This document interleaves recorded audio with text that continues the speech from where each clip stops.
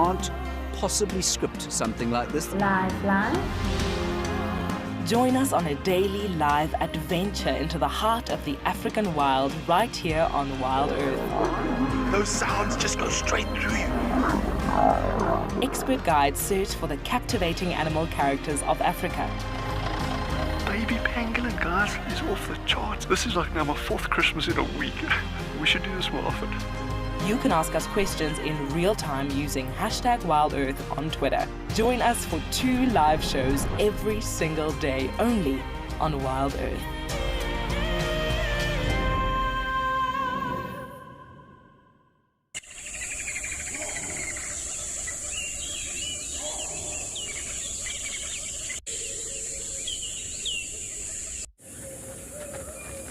This program features live coverage of an African safari and may include animal kills and carcasses. Viewer discretion is advised. Jumbo, Jumbo, a very good morning. It's another wonderful, lovely morning as we start our beautiful day here in the wilderness of Africa. Welcome to your morning live safari.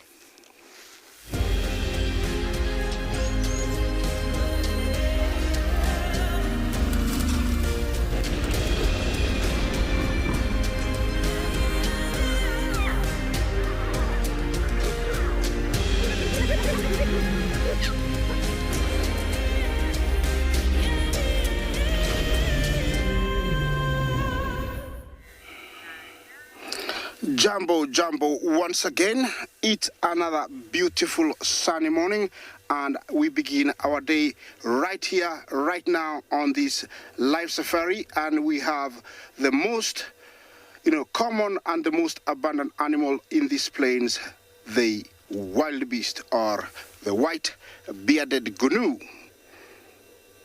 These guys have arrived here very early this morning, and looks like they are going to be arriving even when the day starts and continues. Another lovely start. My name is Isaac, and on camera we have Bungei.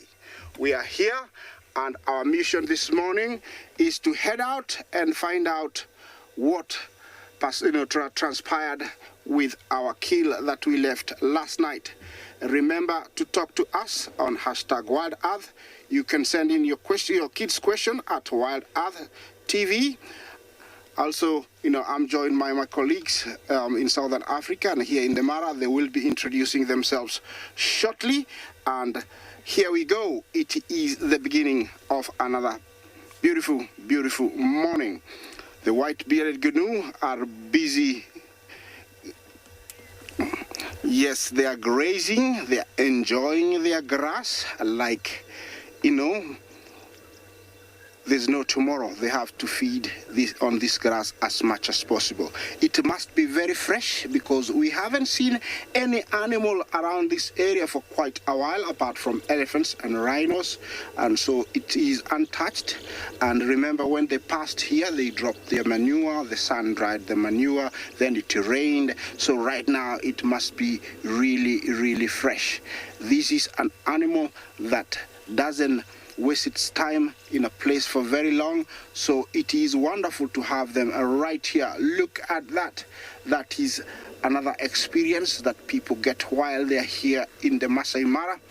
It's soaring on a hot air balloon.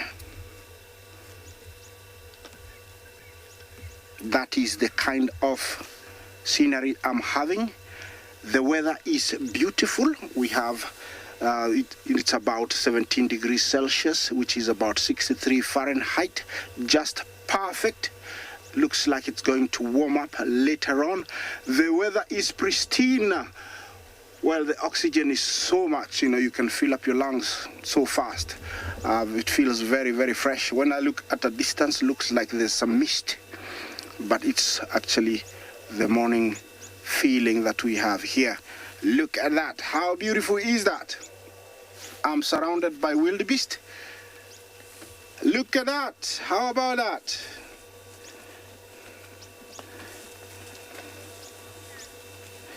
Super beautiful.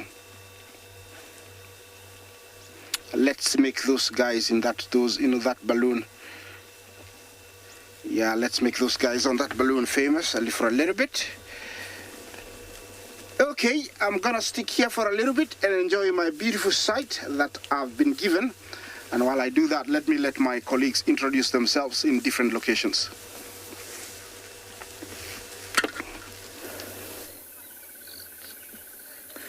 There's something impossibly romantic about watching hot air balloons floating over the Masai Mara.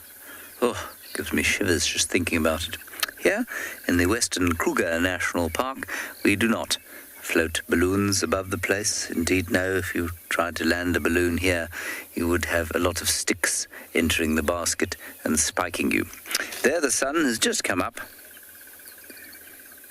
And news on the bush beat is that the lion pride, known as the Nkuhumas, has entered Djuma, and Tswalu is following their tracks along with two others.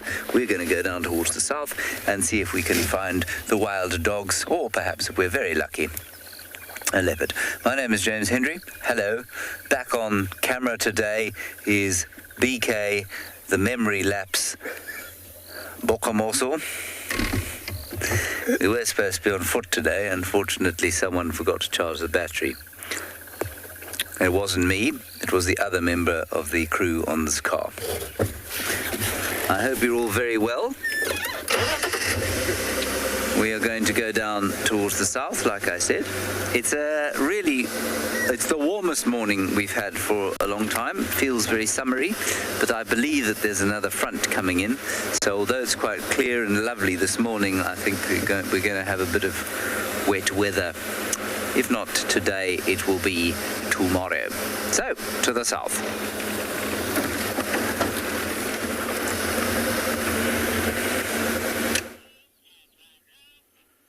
Good morning, everyone, and welcome to andBeyond and Ngala. So we are back with the Ngala female, and as you can see, not as happy to see us as we are to see her. So we're getting a snarl every now and then. Big yawn coming. Right, so you are with me, Rowan and Odie behind the camera, and so we just thought we'd start here. You know, we wanted to see how much is left of the carcass. It's not too much, and she actually took it further up the marula tree. Now, when we arrived, there was a jackal in the area, and also a vulture sitting a little bit further away. But she's lying down quite a bit away from the tree, just keeping a keen eye on it. So far, no sign of her youngster, but I think she has been feeding quite a bit. It looks like she has a tiny bit of red on the left-hand side of her mouth. There we go. Let's see, I think she might just go up the tree. Big stretch. Really not very happy. See how she's baring those teeth. Every now and then you just hear that.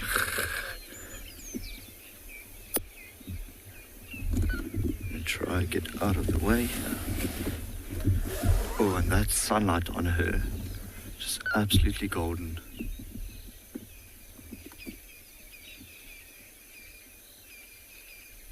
No, another big yawn. And the tree. Let me move the seat a little bit. So Odie, just bear with me.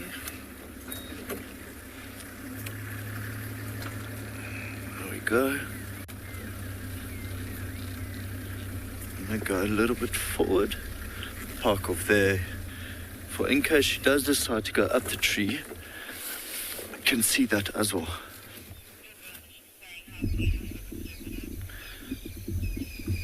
Yeah, she is truly a magnificent animal, really growing up to be gorgeous.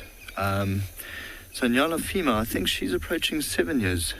She's about 6 years, 9 months, 10 months, around that. And then her cub is about a year and a half now. So I haven't seen it. She was definitely here in the morning yesterday, but I've not seen it return. But again, it's one of those quite skittish cubs that even with us approaching the sign of the vehicle, she might just run away and hide in the grass. I must say, it took Odie and myself a good probably 2 minutes to spot the Ngala female, this leopard, as she was lying down in the quite thick grass. I hope she goes up the tree. Be quite nice to see.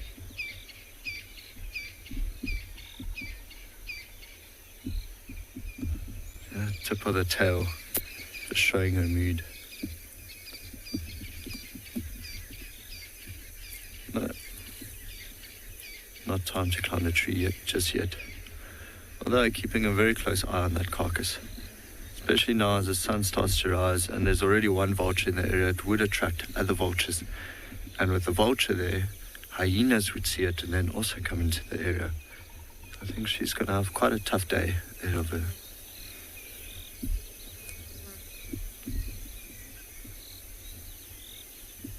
Luckily she stopped snarling now.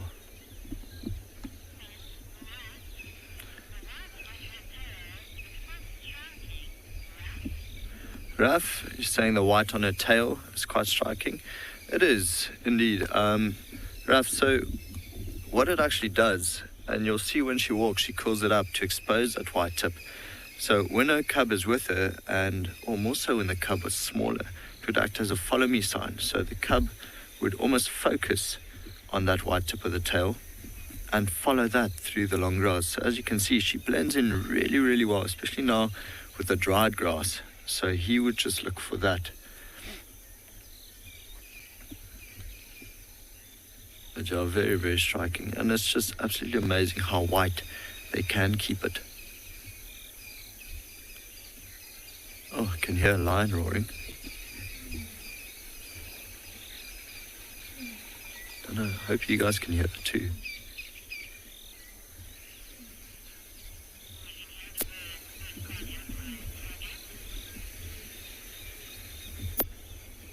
Right, so there's a watering hole just a little bit west and south of where we are, and it sounds like the lion's roaring from there.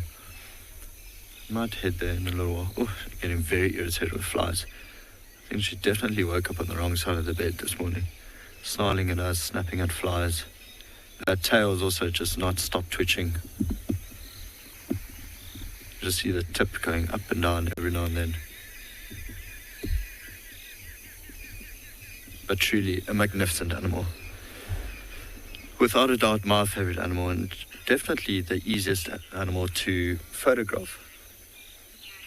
Judith asking who are her parents. Judith, this is the youngster of the black dam female. She had a brother, and once they turned about 2.5, the brother was kicked out by the dad.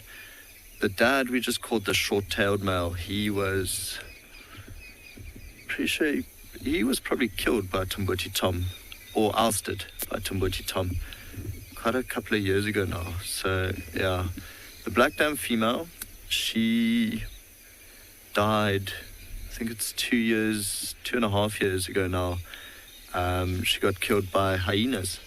Actually, she had a hunting injury. I think whatever she was hunting, some antelope, the horn went through her stomach and it opened up a big gash. And then she was just losing condition. For about 4 days, she was found in the same spot every day. And then the 5th day, Marna went in, she walked, and then she just found her tail. The rest of her was eaten up by hyenas. It's quite sad because then we found Makotimel and his brother in that exact same area for about another 1.5 weeks. They wouldn't leave because they were just waiting for Mom to come back saying where the food is, where they should follow her to. And it just never happened. Then since then, I think both of them have survived. We see Makotimel rather often. His brother, we think, have moved off either into the Manyaleti or further south into some other reserve. But this is the daughter of the black dam female and the short-tailed male. So I think we'll sit with her for a while. Just enjoy the sunrise as well. We'll probably hear the lions every now and then, but we'll stay here for a little while, see if anything changes.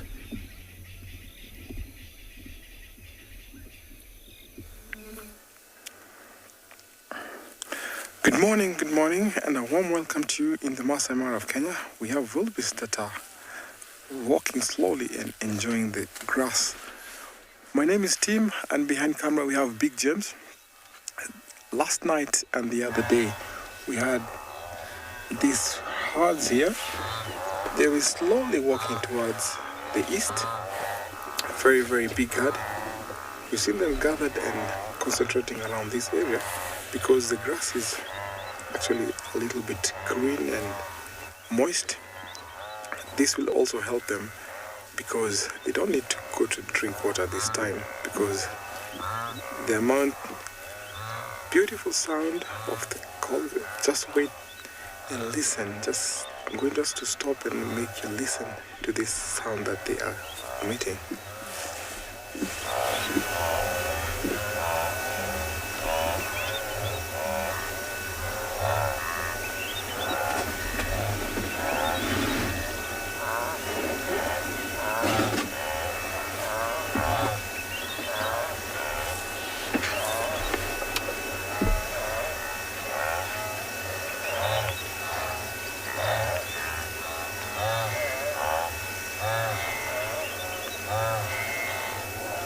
What a nice melody there.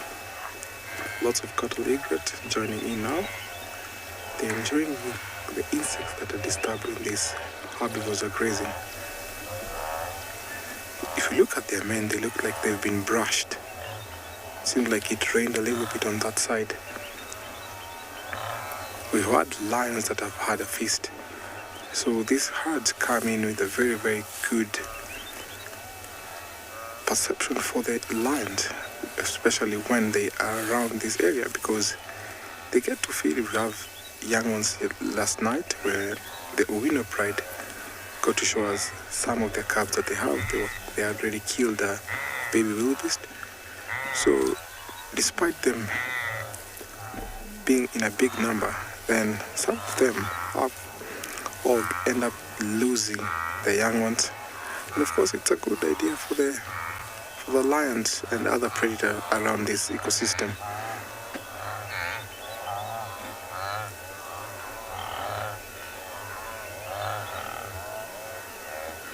So we're going to take you over to another safari vehicle.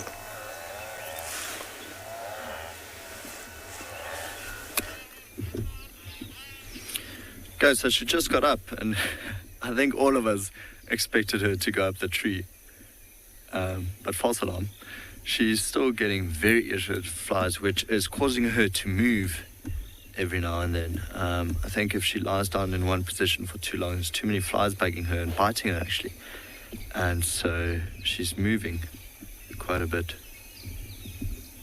Still angry, still snarling. So with the lions roaring earlier, she would know exactly where that is. It is absolutely or truly just amazing how well animals can pinpoint the sound of other animals. You often see that with like other predators, hyenas rushing into a carcass where they can see vultures dropping or hearing other hyenas fighting. Well, she keeps looking back, so maybe she comes back and heads towards the tree. Often, animals look in the direction they want to go. I guess not this morning. Maybe she's just having a look around, seeing that there's no other predators here. Funny thing, she did the same yesterday. She walked away from the tree and then she just went and lay down and had a look at some zebra. Didn't attempt to stalk them at all. Didn't try to hunt them or anything. Just went and looked at them. Now you can clearly see just that white tip of the tail. It's really just the one thing that stands out more than the entirety of her body.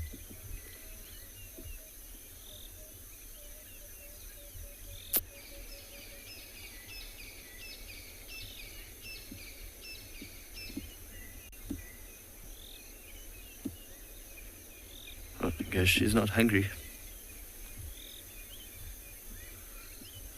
I think what I'll try to do is follow her. If I actually lose visual, I'm just going to try and see where she goes. See if we can head around that way. Might be a bit of vehicle maneuvering.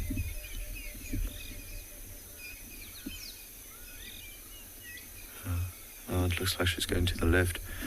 Just behind the murder tree. So at this stage, there's a good 60 meters between us and her.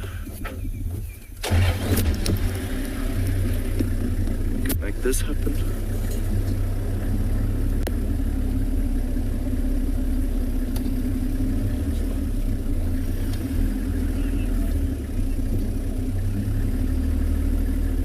So yeah, I think what we'll do is just head around this way and see if we can find her again on that side. Maybe she went and lay down just in the clearings.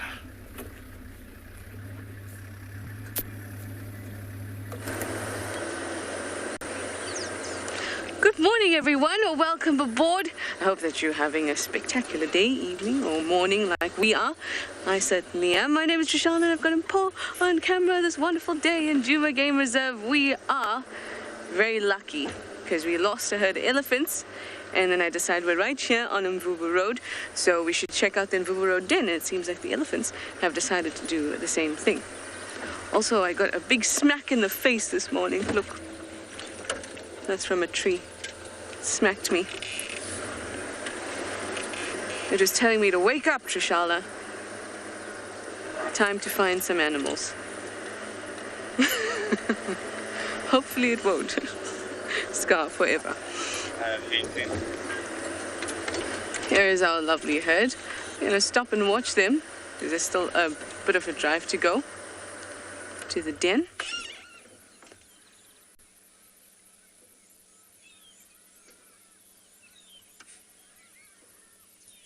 They're moving with a bit of pace this morning. It's really nice and warm. It's about 21 degrees Celsius, so 69 degrees Fahrenheit. It smells wonderful. The sun is beautiful and soft.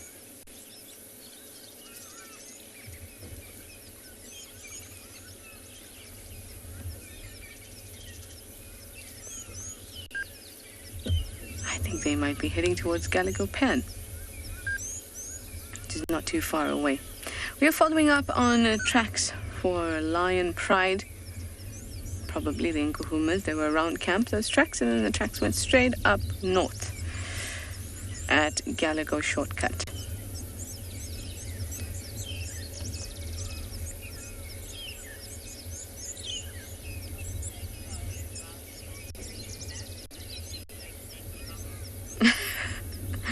Thank you so much, everyone. Everyone is giving me their sympathy for the smack I got, my early morning smack.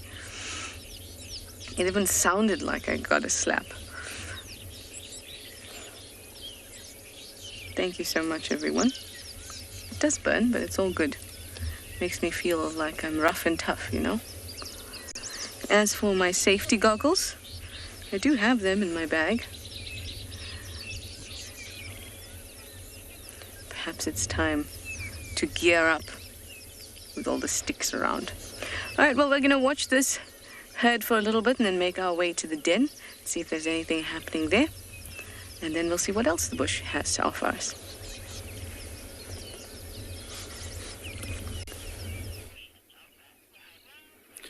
So it says this female wasn't really hungry rather than thirsty. And now, luckily, the nice thing is for them that wherever they go, there's water. Like I said last week, or actually beginning of this week as well, we had about 110 millimeters of rain. That's a lot of rain. As you can see, there are just puddles of water everywhere. And it works out for her because she can walk not even 100 meters away from her carcass, and there's water there. See the very long whiskers popping out to the side now. Like I said earlier, she is nearly 7 years old, and you can see still a bit of pink on the nose. Not completely black just yet. Usually the easiest way for me to tell whether it's a young leopard or an older leopard. Definitely not the biggest female we have on Ngala. Then again, her mom wasn't the biggest female either. So all just got to do with genes. It's like we have her every now and then for a couple of seconds, and then she wants to move away from us.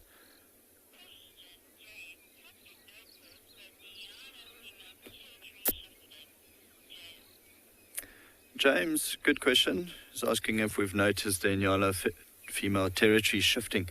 James, I think it's just getting bigger as she's getting older. She's definitely pushing more and more into Shitsalala territory. But then again, I mean, I think one of my first weeks with WildEarth back in April. You know, we found the Ngala female not too far south from here. Sorry, Odie, I'm just going to move a little bit. Also walking through this block. So I don't know if it's shifting because we can still find her right on the eastern boundary, or I think she's just increasing her territory. It's getting bigger and bigger. Of course, this makes sense because as her cub, which is a female, gets older, that little female will get part of her mom's territory. So it would help if the mom's territory is a slight bit bigger. But good question, James. There's a giraffe now in the picture as well. So she will probably try slink away. Oh, she's gone and lay down again, so the giraffe doesn't notice her. So yeah, we'll sit here still for a while. Big male giraffe just here walking past. He's not seen the leopard, but she's trying to camouflage now. But I think, yeah, we're going to sit here for a while, see what happens. Maybe she does go up the tree. Maybe she doesn't. And also try to determine where the lions are calling from.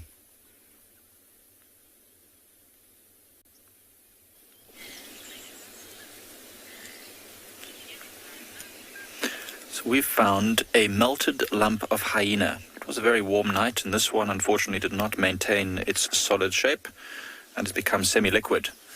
And it's just melted into the sand there. But it's good for us because it means we could find it.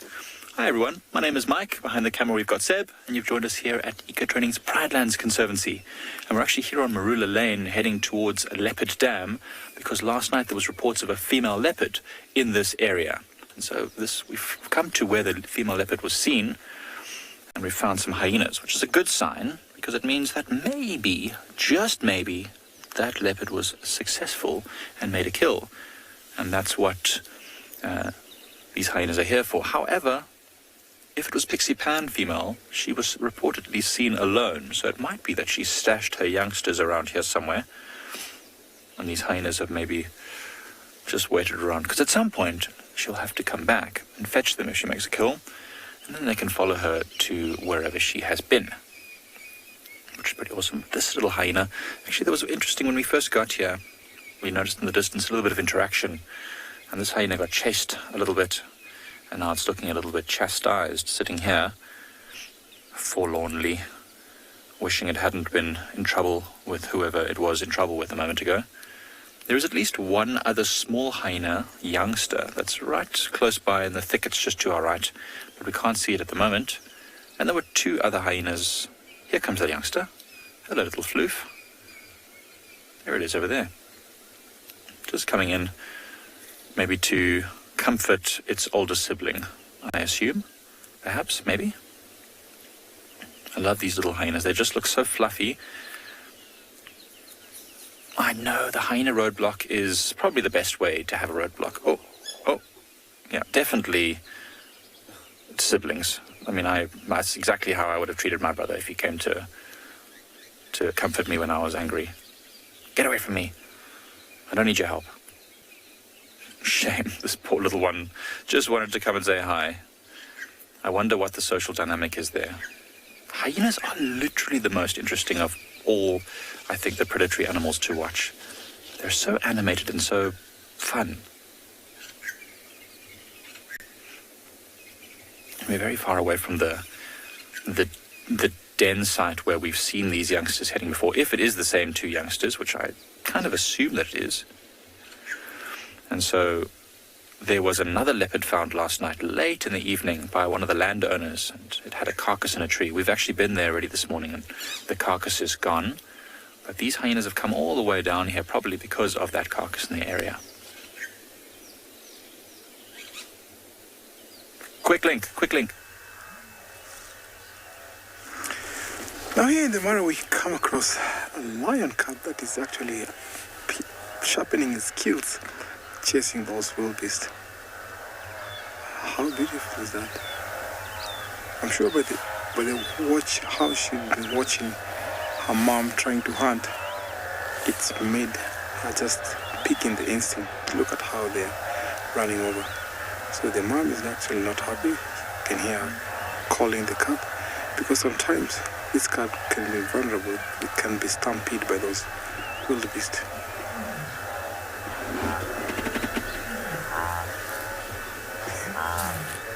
Hear the mom calling. Hear that roar.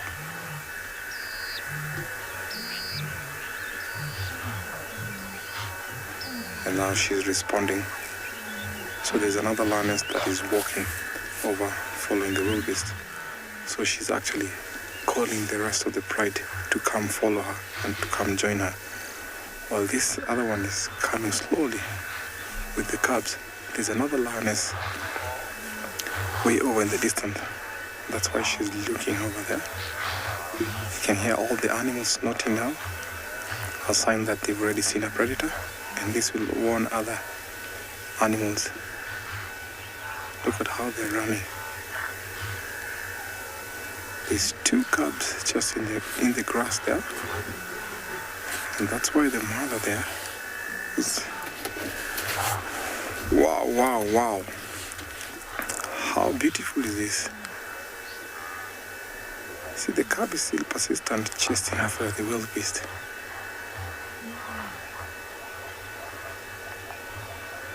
That's how they sharpen their skill. One day in future, that cub will use the same movement to stalk game and to chase after prey. Mom is just giving a soft call to tell her to come back. It's not too safe out there. Those wildebeest can stampede you and they can kill you, so you better return. But still, he's ignoring mom's call and persistent, carrying on to go and chase the wildebeest. Of course, the wildebeest know this is a tiny cub. They're not afraid at all.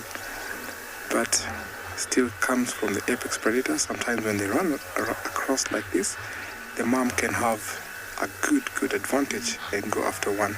So they also have to take on and create a big gap between them and the lions. The second cub is coming to join in.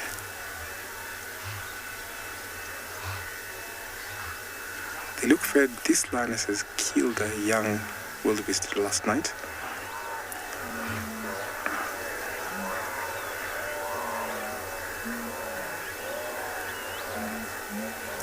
Still carrying on. Look at how they're staring. That is how definitely a big lion will do. But because they're inexperienced, sometimes when this lioness is walking with their cubs, they actually deter them from hunting. So they are left concealed in the grass as the mothers walk to find prey or maybe to locate prey when they're hunting.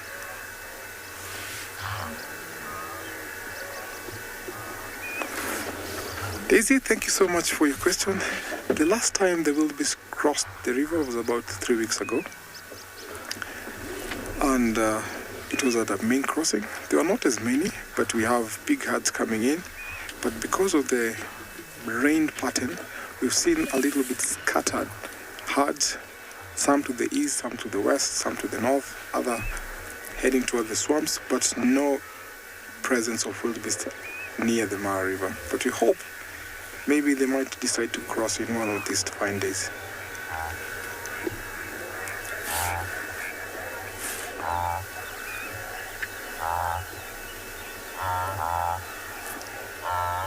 So that cub is still watching as the wildebeest run across helter-skeltering. So this beautiful sound. We have lion calling, we have wildebeest snorting, all that type of mixed sound make it a beautiful orchestra here in the wild.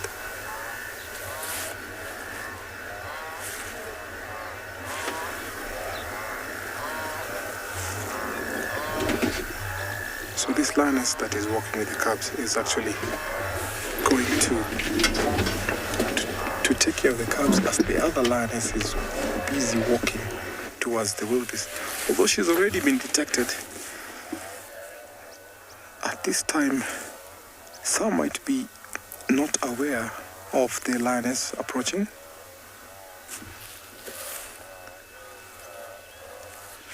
Look at that big herd there.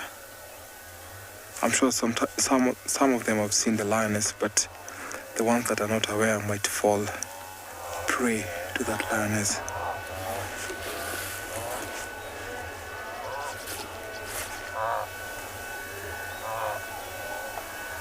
You can see she's just walking.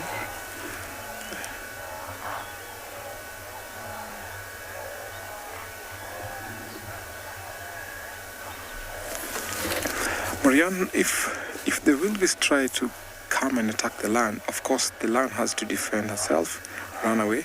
They have that intelligence called the swarm intelligence, where they'll run in a big herd towards the lioness or the lion, that wherever that is hunting them. So, of course, look at what is happening now. They're running up and about. So, what will happen? The lion has to take cover, because a big herd like that, she definitely has no power over them. So, instinct will just pick in, and she has to take cover. So, when prey detects or sees predator, they have to watch until that predator is out of their sight. And that's the reason why you see some of them walking close towards the lioness. And because there's no way she can try to surprise them, because she's already been detected, that's why you see her walking up and about. She's actually looking for the little young ones, the lame, and sometimes the old.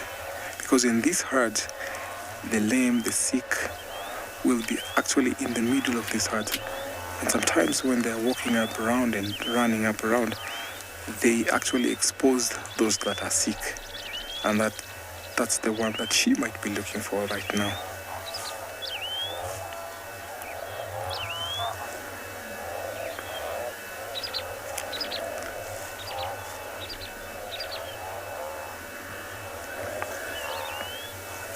So right now, those wildebeest are at their comfort zone. They've already seen the predator.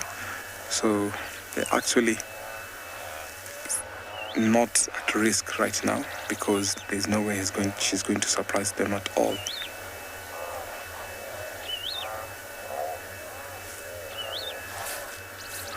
Being this many, there are some that cannot see the lioness, and those are the ones that she's actually eyeing for. They're super intelligent, so they use that prey selection.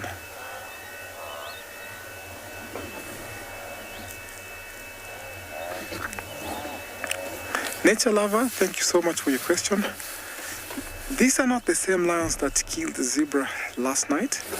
So these are from the Owino Pride, and before that happened, before the lioness killed the zebra, these pride were eating a young wildebeest. So they already had a kill yesterday before the zebra kill happened. So the zebra kill was killed by a pride member of the River Pride. These are from the Owino Pride.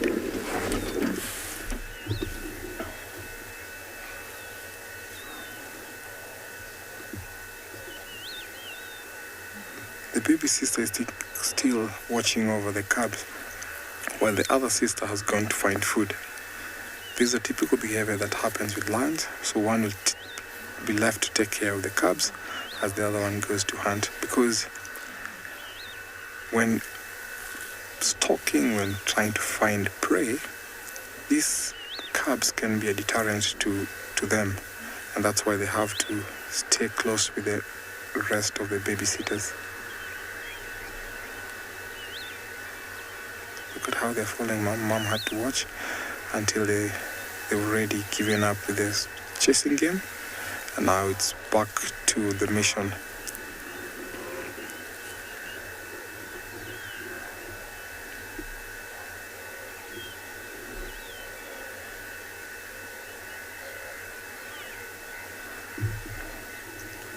It is super lovely, and that is how they regain their strength, their stamina, and also that is how they also learn, because they definitely use that ability in the future when they are fully grown and independent.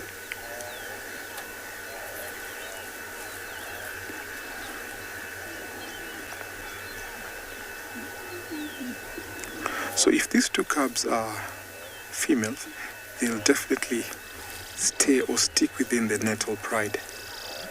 Lionesses never leave the natal pride. Only sometimes if these two prides become too big, and that's how they split up, and we call them breakaways. Since we have 3 lionesses within this pride, so those cubs can hang around and become partners in future, how they defend the territory, take on prey, and carry on with success of the pride also. Even though that lioness looks a little bit full. So as you watch these lionesses walking around with the cubs, we'll take you over to another safari vehicle.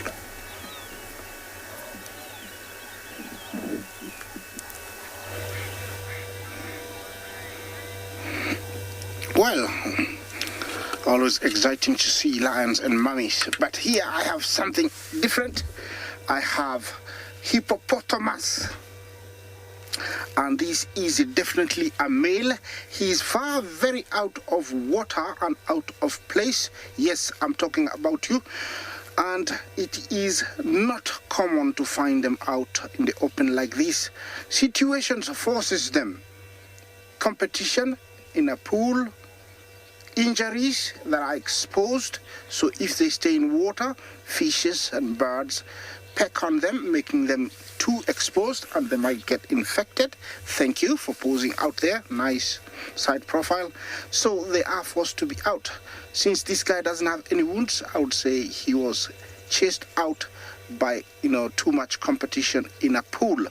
This is an animal that I fear with all my knowledge, because they are very unpredictable, very fast, and also much, much bigger than my size. So I really, really respect them. I respect them very much, and I try not to get close. I try to give them distance. I'm going to get closer. Let's see. Because he's going to be out of the frame. I don't know where he's heading. I've been seeing him for quite a number of days now around this area. Looks like, or it feels like, there's a pool of water somewhere here, and that's where he's residing. I think he's hoping and expecting to, have, some female come by or attract some girls so that he can start his own pool. I don't know how lucky he will be, because at the same time, this area is infested with lions. If everything disappears, in search of wildebeest and zebra, he might be on top of the menu, although he's very big. Well, looks like he's going to disappear on me, and while he disappears, let me take you to another safari vehicle.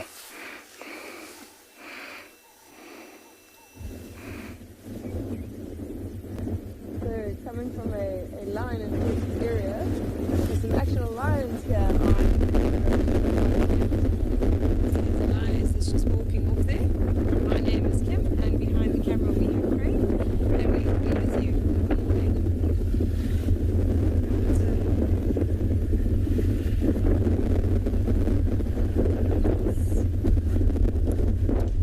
It's a lovely cool day here on Phinda. You can see everything. You can see how windy it is. So we've actually been looking for some clips this morning. Managed to put these 2 lionesses. Amazing that they were actually very far from where they found them last night. Lionesses being very opportunistic hunters, managed to catch them right down the road from where we saw them yesterday evening, especially in windy conditions like this. So we're going to reposition, and we're going to get a better view. Those lionesses have gone off to where it looks like they've made a kill under that tree.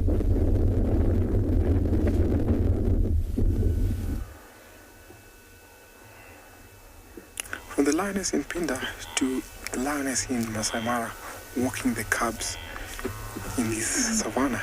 Look at how full this cub's stomach look. They look like mini balloons. So they had a good meal last night, but I'm sure the other lioness is going to maybe go for a hunt. When the lionesses are nursing they have to hunt on a regular basis because these cubs are not yet weaned. So despite them eating solid food, they also nurse on a regular basis.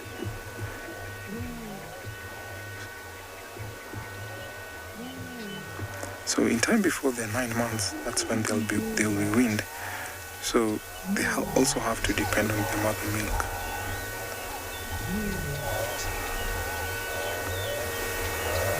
That lioness is calling the sister, trying to locate where she went to. That's a contact call. Where are you at, sister?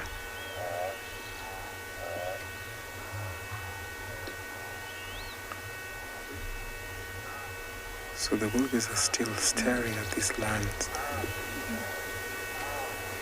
Look at how they're approaching to watch. I wonder if the cubs will again chase or run after this wildebeest.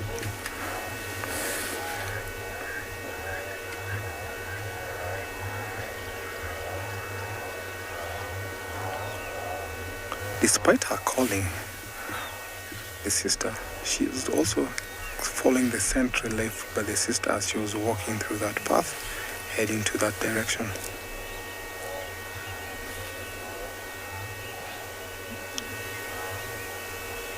This is so beautiful. Look at the cub playing, jumping on her mom's back.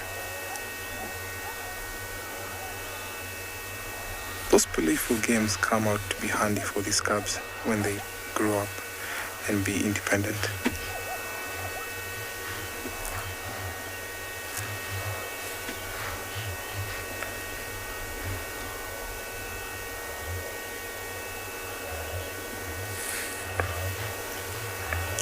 Then sometimes you find that lionesses will growl, or maybe sometimes give a bit of a soft slap on their faces to these cubs, but not that much.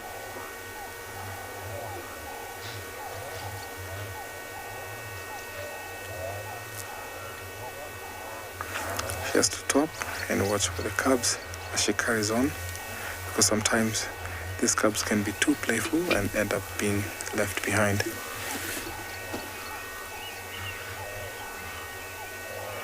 Look at what's happening. So the cubs have already started walking to a different direction. So I'm going to follow these small cubs. Remember, we're coming to you live, #WildEarth. For young viewers, questions at wildearth.tv and on the YouTube comment section at FC. I'm going to sit here, watch these lions carry on as we take you over to another safari vehicle. Hey, finish. Well, yeah, it's just ended. It was a mating dance and ostriches mating. They just mated. Yes, and once it's done, normally he leaves the area and heads out in a distance. I think it's to regain his energy and think of the experience. Some of you might say he's going for a cigarette.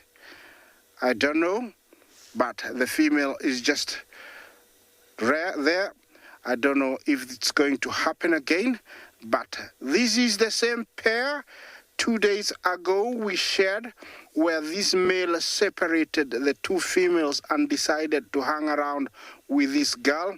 I think he likes her, and now looks like he is leading her somewhere. Remember, in ostriches, males come into season and they get those colors we just seen. This is the female. They normally don't change their plumage.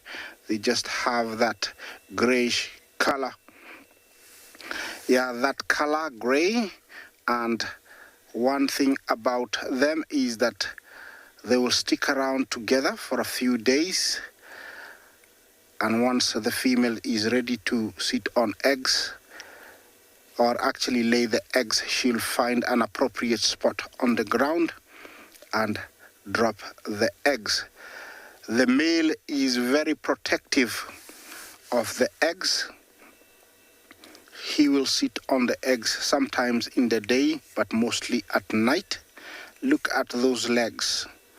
This is like the most reddish or pinkish he gets, and that color is the color of love.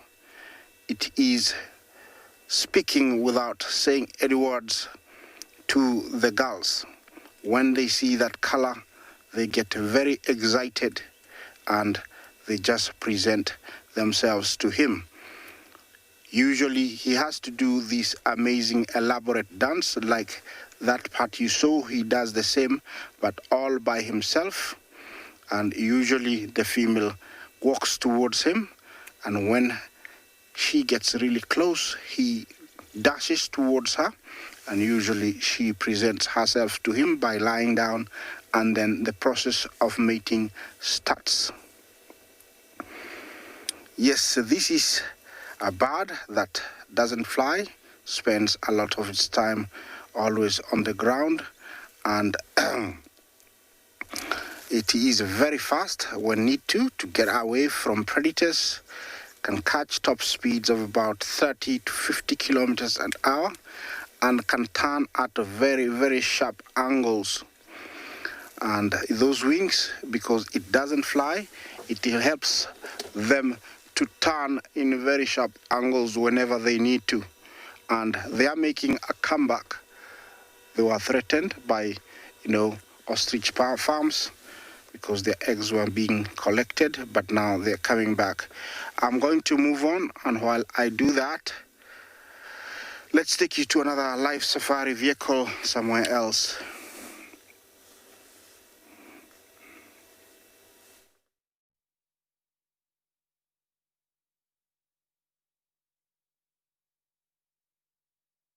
Tswalu Kalahari. Myself and Glenn came out this morning and we decided that we need to follow back up on these cats. So we did about 40 minutes of tracking. Good morning. Welcome on board. My name's Carl. Behind camera is Glenn. And we have succeeded in tracking these animals from last night. They moved about 3 kilometers from where they were. And they're just moving through the brush over there. It does look like there's a bit of hunting behavior going. They were resting just in front of a big shepherd's tree, and suddenly there was a lot of movement.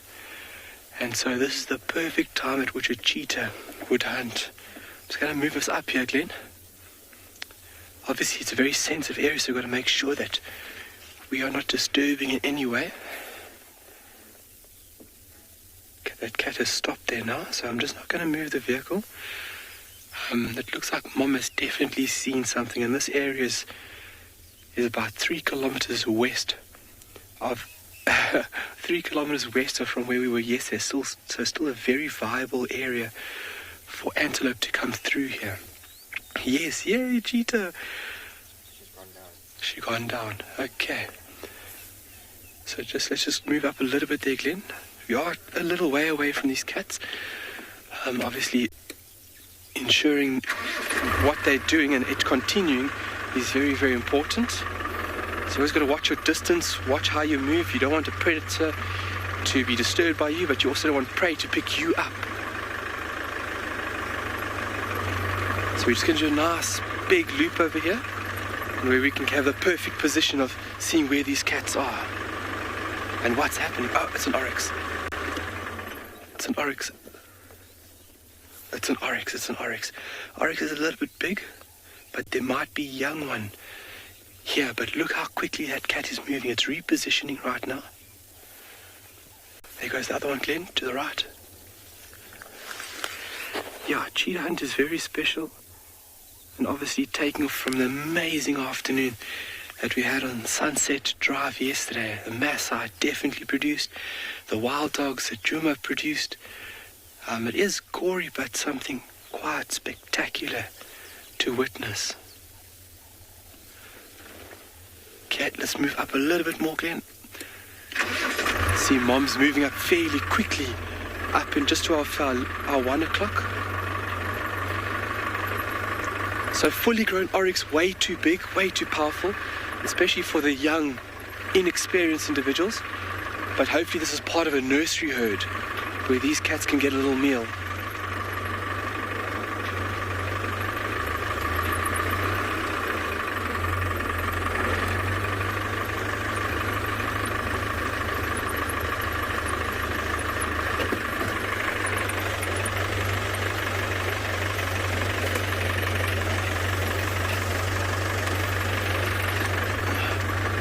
I'm just going to take another little look here.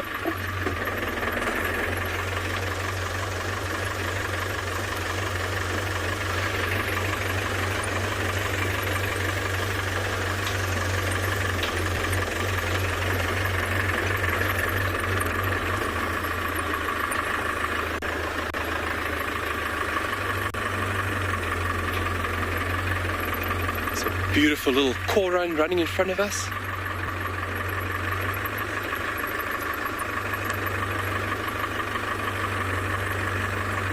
So she was moving fairly quickly, just up here diagonally.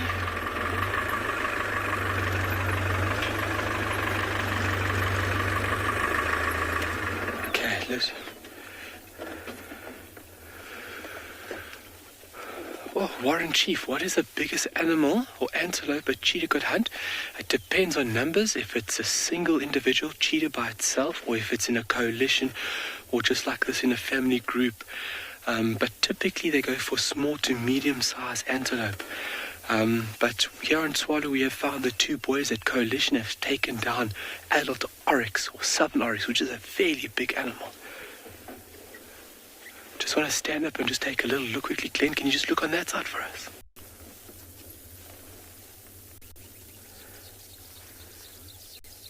All right, we're going to send you off to another amazing location. We're going to stick with these cats. We'll see you shortly.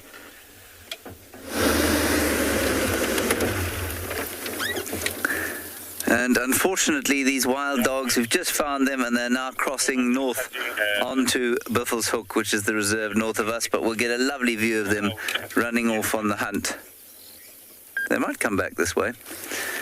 Given my luck, they won't. And we were alerted to their presence. Here comes a straggler. Oh, shame.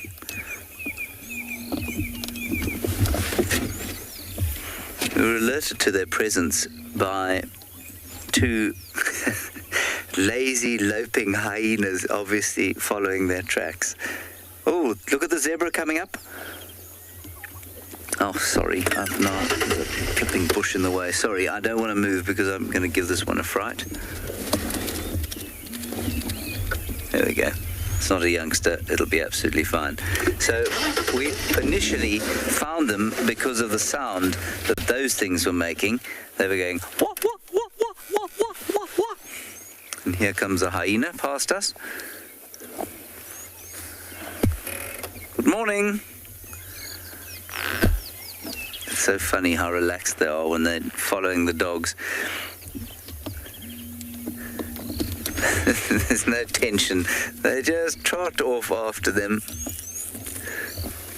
There they go. Relaxed as you like. Stations, this pack has gone highly mobile onto Buffels Hook in a northwesterly direction. Well, that was fun. Copy, thank you so much.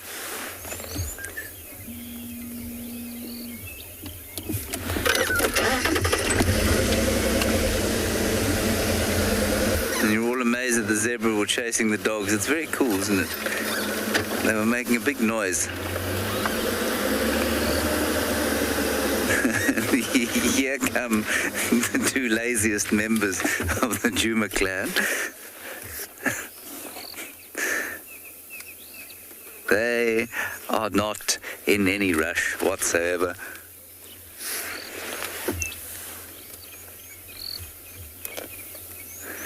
And the reason is that they don't have to be. They're not going to take on that pack if the pack kills something. They're just going to wait for scraps. And for them, following where the pack's gone is so easy because they smell so strong. And so it's not like for us that, you know, if we want to follow that pack, we've got to keep them in sight. Otherwise, they'll disappear. These guys just follow the scent.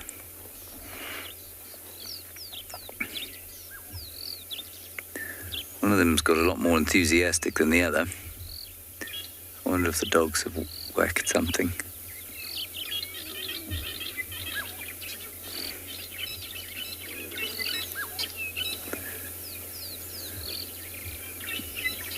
Something tremendously appealing about them just sort of I don't know, lazily wandering along the road, not a care in the world.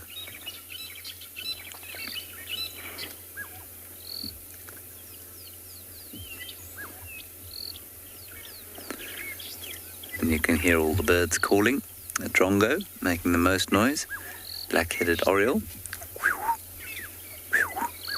This one's compass is a bit off. We look at that Ngala southern side of Long Pole. They've gone the other way, guys. There is a big clearing. If you can come at 100 road, they are lying down here. Not very fast, very against the road.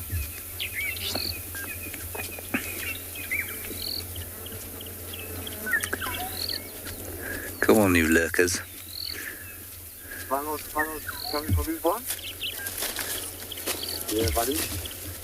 Yeah, James Richard saying that the straggling female there was the alpha of the Pungwe pack. There was rumour that they were denning again and that she was lactating.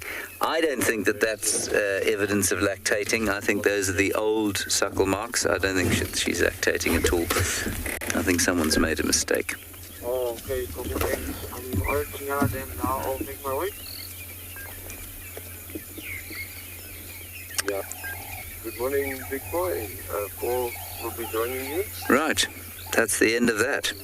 We'll carry on down the cut line here and see if we get lucky with the dogs coming back this way. All happened right on the northeastern corner of where we're allowed to go. Marvellous.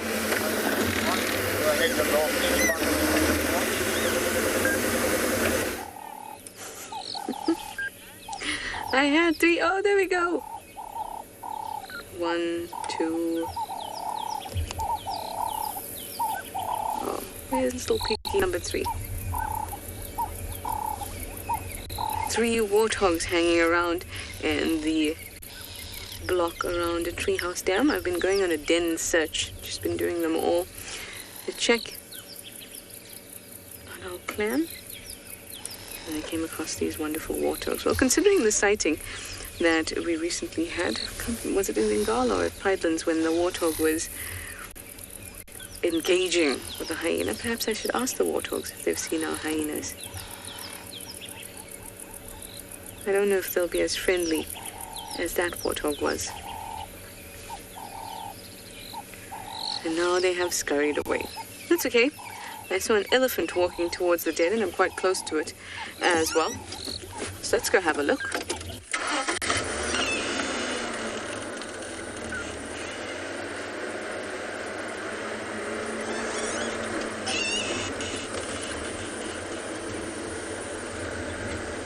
I just saw one elephant, so perhaps there's more at Treehouse Dam.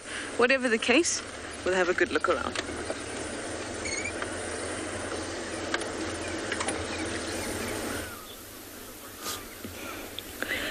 So these lionesses have actually moved off that kill that they made last night. You can see this one walking straight towards us, how full her belly is. So I think whatever it was maybe something like an Ngala that uses the thickets, and they fed to the point of bursting. Look how close she is.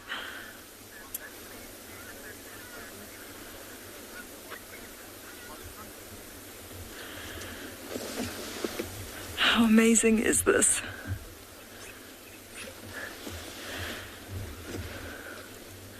So she's literally right in front of our vehicle right now. The other female, the other lioness of this pride, is just off to our left. She's lying down. I don't know if you can see from that angle, but if you look below her belly, her teats are quite swollen. So this is one of the mothers of a pride of lions that we have here around Mountain Lodge. And I think what they've done is they've left the coat. She's lying down right in front of us. That is the fullest belly I have seen in a long, long time.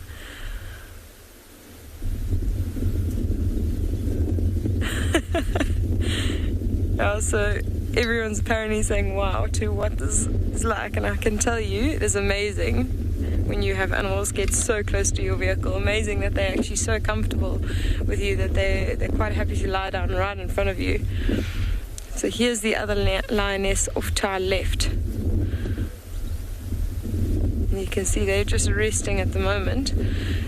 It's amazing behavior for them after such a big meal to actually get up and move. And I think it's got something to do with the weather. You know, it's quite cool this morning. So perhaps they're even taking another opportunity to even look for something else to catch. This lioness in front of us that we're looking at now, she actually didn't have as full a belly as the other one. So I think the other one, being the older lioness of the two, actually managed to sort of guard the kill a bit more protectively and feed a bit more. What's interesting about lion is they hunt beautifully together. You'll actually see them work really, really well as a unit. And when it comes to actually catching and feeding the prey, that's when they change their change their reactions towards each other, and they can often fight quite viciously over carcasses. So I think this lioness is the one that was the least dominant in this pride, and so she would have less to feed.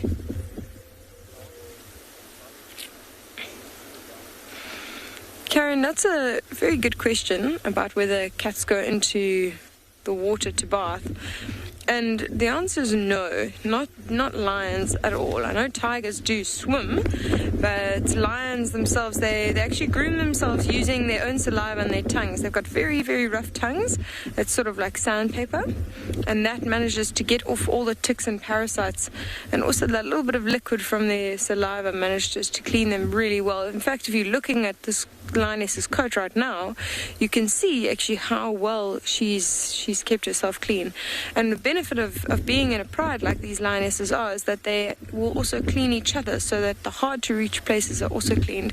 They actually don't like water. They will try and avoid water if at all possible, so they'll definitely try and stay away from it. But it's a good question. I don't know if you've ever seen lionesses or lions after they've made a kill. You can actually see a whole lot of blood around their face, and sometimes for a little bit after they've made that kill, you'll see it quite apparent, because it takes them a while to clean each other. So that's one of the signs that you look for if they've recently made a kill. Oh, she's looking off to her right now. Can't see any signs of that blood I was talking about, so they've obviously already groomed themselves pretty well. There are places to look on the face and on the paws.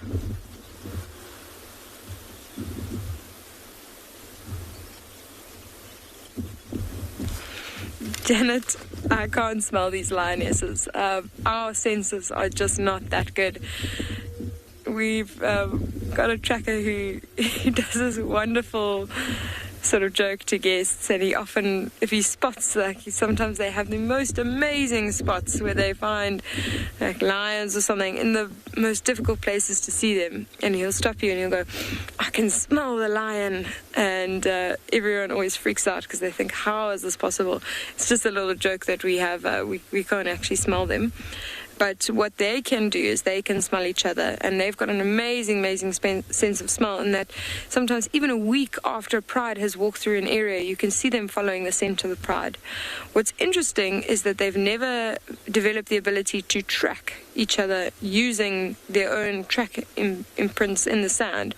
So I've actually witnessed where they've tracked the pride backwards instead of to where the pride actually was. So they were found, it was a male lion, and he was tracking the pride, and he found their tracks and their scent very close to where they actually were, but all he could do was follow the scent. So he actually ended up going back the way they had come from and following that scent for quite a while, until I think he eventually realized the scent was getting less strong, and then he turned around and followed the scent backwards to where the pride actually was. But they do have an amazing sense of smell. In fact, all our senses are just nowhere near what these animals are.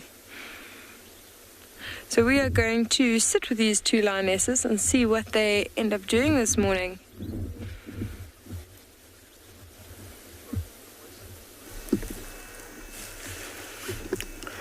It seems like a morning of lionesses sleeping next to the vehicle. Now here we have two lionesses that are sleeping next to a car, and two calves that are looking so playful. They've walked all this way, drunk water, and they've picked a place where there's shade under the gardenia trees. Now you can see them grooming and cleaning their faces, because it seems like whatever they had last night, they finished this morning, because one of the lioness had blood on her face, so she's come, drink water, and I'm sure this is where they'll pick to rest for the entire day. So the cubs also coming for some grooming. Their mom is not happy. Come on, keep off. Boop. See, mom is cleaning her tummy. So funny, and I'm sure they're liking it.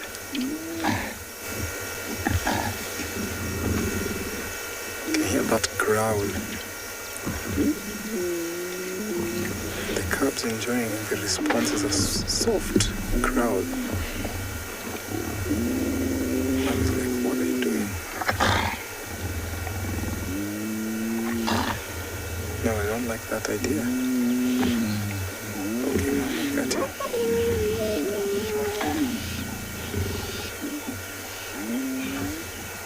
Look at how cute those cubs are.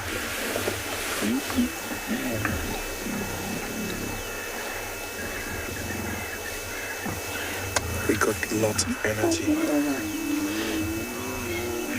But Mom is so sleepy.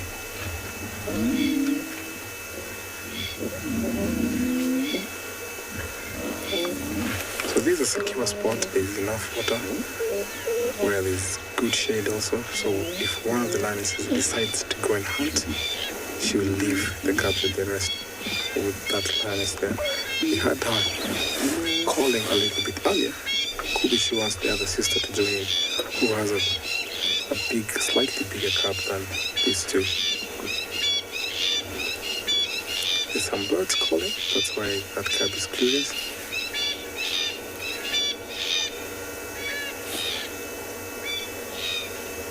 Cocky francolins are calling over in the distance. I don't know what scooped them, or maybe that's an alarm call. That's the way those lions are actually super curious. Terrestrial birds will alarm whenever they've seen a predator. And sometimes there might be a cheetah, a lion, or even a leopard walking in the grasses. And that's why the cocky francolin went bizarre.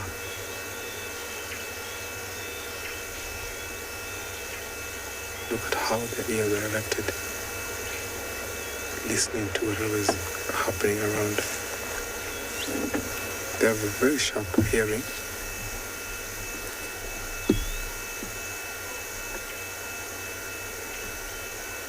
So before these lions get to sleep, we'll hang around here for a little while as we take you over to another safari vehicle.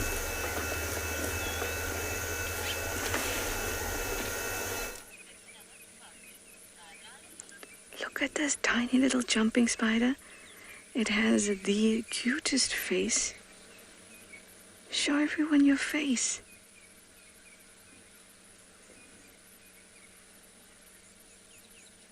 I think jumping spiders have, down here, have absolutely adorable faces. Their eyes are so big and wide.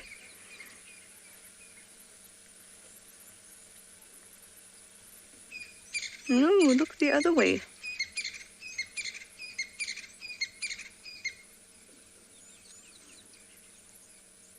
This one's been hanging out in the vehicle for some time. It had a friend that managed to make its way into my shoe. Alright, let's just get a look at your eyes. Just once. Dead for us. Just once.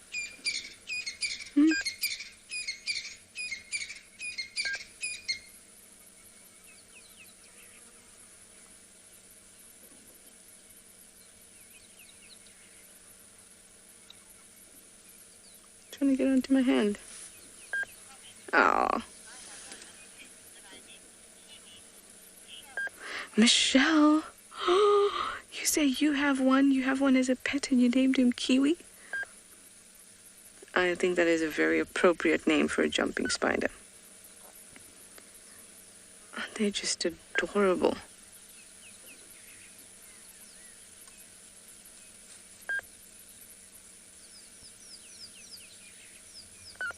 Michelle, in honor of your kiwi, we shall name this one Lychee.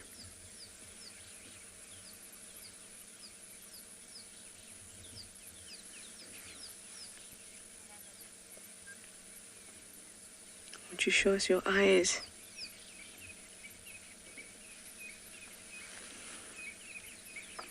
Almost there, almost there.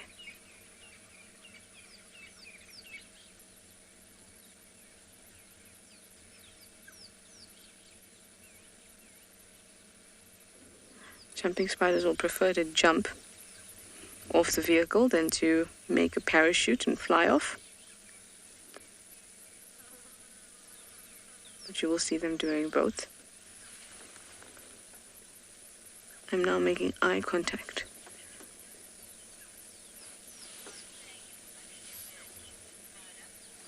I'm so glad everyone's saying this is actually a very cute spider. There's no need to be afraid of spiders, although I do understand when people are. But they're just creatures like the rest of us, in need of some love and understanding. Isn't that so, Lychee?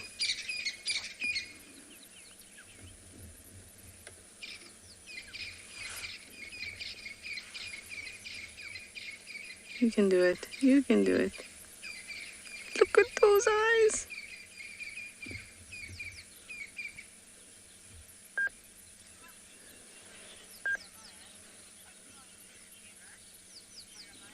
Jeremiah, you're asking if this one can hurt me? No, it can't. There are very few spiders that will be able to hurt me sufficiently or have medical importance. Those being button spiders. Hi. Sack spiders. Six-eyed spiders. Those are the ones in violent spider. Those are ones that can really hurt me. Otherwise,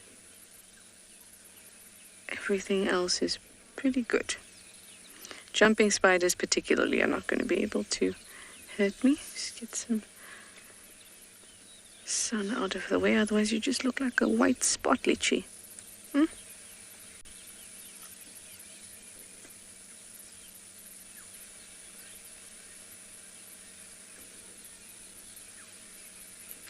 Spiders, for me, like chameleons, have so many unique abilities, all wrapped up into one little critter.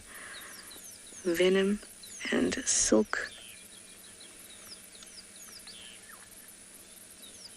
And in the case of a jumping spider, some extreme hydraulics going on that allows them to jump the way they do. They're not using muscles, they're using... Ooh. Hello. Jumped on me.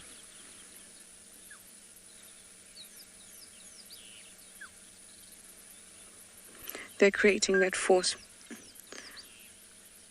hydraulically.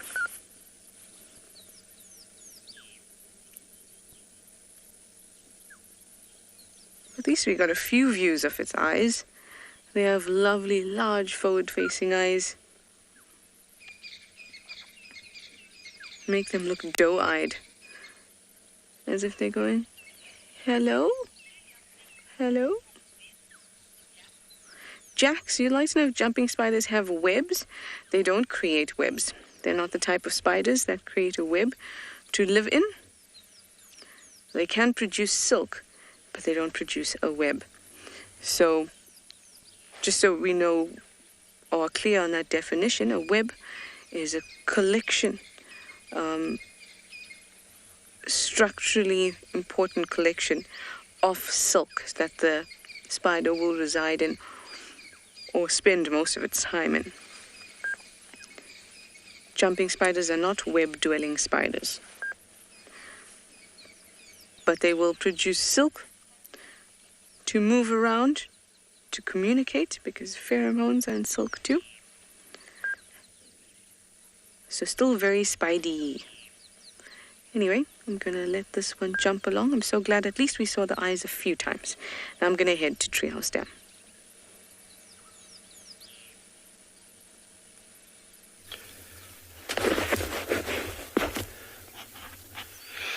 going to let the jumping spider jump along.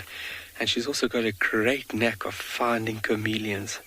I've heard about Trishana and finding chameleons, and I didn't really believe in how many she found.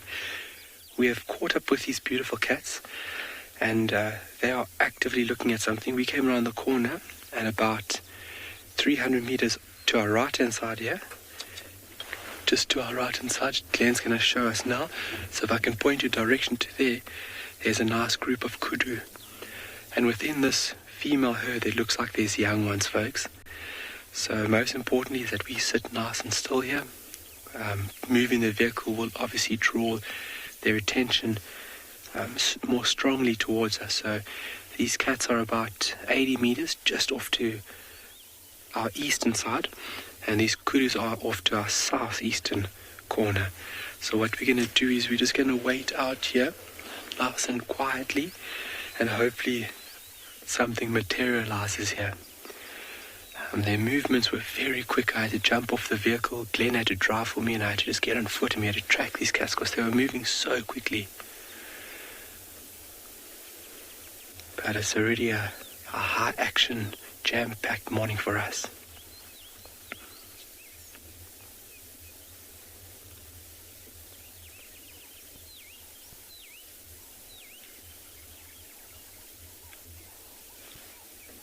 So obviously the kudu senses, their hearing, their eyesight, their sense of smell is very, very good. Finely tuned into the environment. Yep, I'm with you guys. I'm also holding thumbs. And just like we saw yesterday, she's gotten a bit hungrier, a bit more, tummy growling a bit more. So hunger is starting to push her now, and this is the perfect spot in which she can make an attempt on these kudu.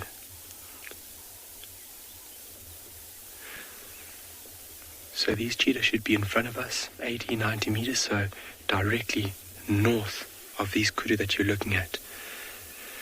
Wind is in the cheetah's favor. Wind's blowing cross, basically towards us. So slight easterly.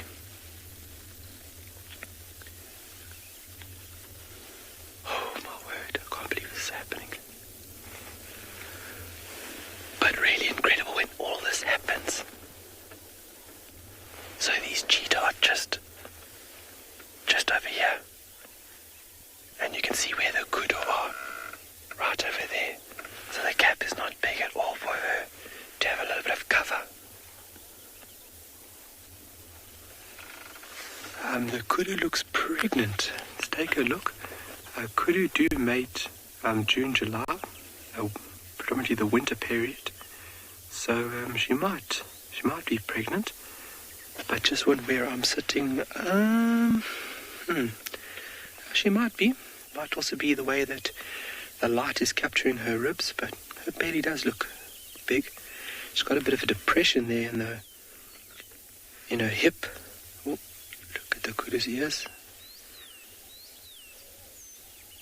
So this cheetah needs to be extremely quiet right now. Oh, look at that. Those ears are very efficient tools for these animals.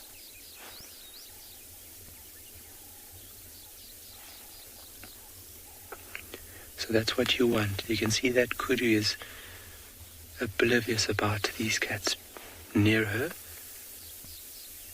looking at us. Could we just go to the other kudu there, Glenn?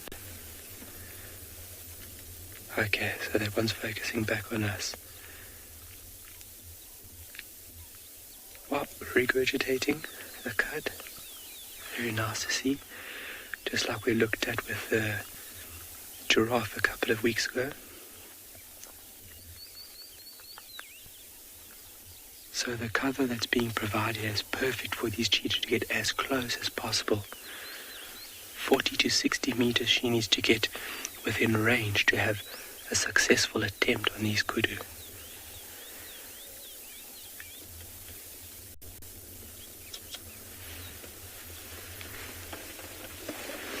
Janet, yes, at their current age and size, they are definitely getting involved. Mom would take reins, and the cubs would still be watching and learning from Mom, and this is where a lot of hunts would been detrimentally affected because of the inexperience of these young ones. But their combined weight, yes, they would definitely be active and then also be able to bring something large like this down, which is pretty remarkable, yes. So they are actively hunting. That would start at about 3 months. They would start getting involved. Mum would bring young, small animals back for them to practice their technique. But right now they're getting their hands dirty. Their paws dirty, sorry.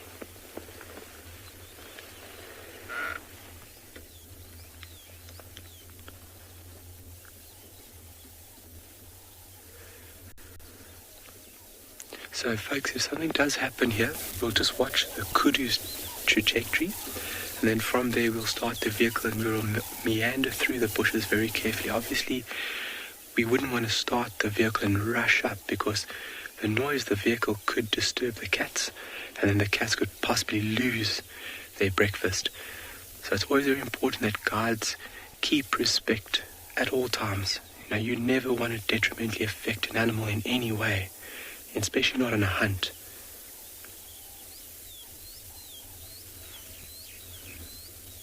Yeah, everybody has got no idea about these cheetah.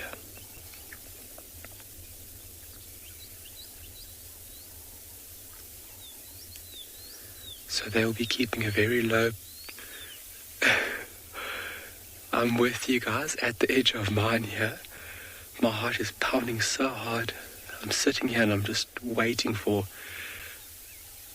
chaos. Because if these Kudu pick them up, they'll give a very deep, almost like dog-like bark. And then everyone will just scatter in every direction. And that creates confusion. So we haven't seen where the cats are.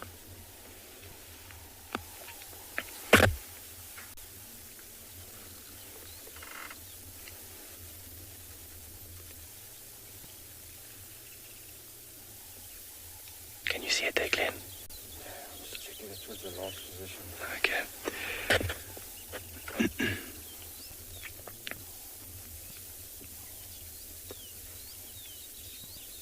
So this could take a couple of minutes. It could take half an hour.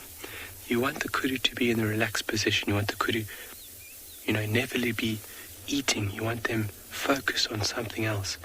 As you can see, the way that they're standing right now, their senses are finely tuned into this environment. When animals eating or drinking, that's when its attention and focus is in something else. And for a predator, you want element of surprise.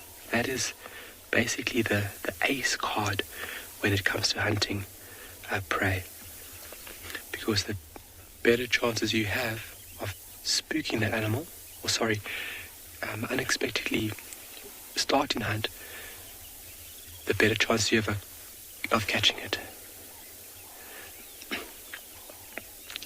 Safari Heart, excuse me, Impala give a snort, a nasal snort from the nose. The sound is actually generated from the nasal walls inside the nose, basically the nasal wall vibrating from the expel of this air from the lungs. Whereas in Kudu give like a throat bellow bark, and it's extremely prominent and very loud. And that deep sound is a very efficient way on how it travels through dense mediums. So that is a very efficient alarm call. So if one gives it, everybody knows that there is a threat or a predator within the area. Well, just go to the left there, Glenn. That Kudu is locked onto something. Oh, she's back onto us. So Impala give a nasal snort, and Kudu give this deep, almost throat bellow bark.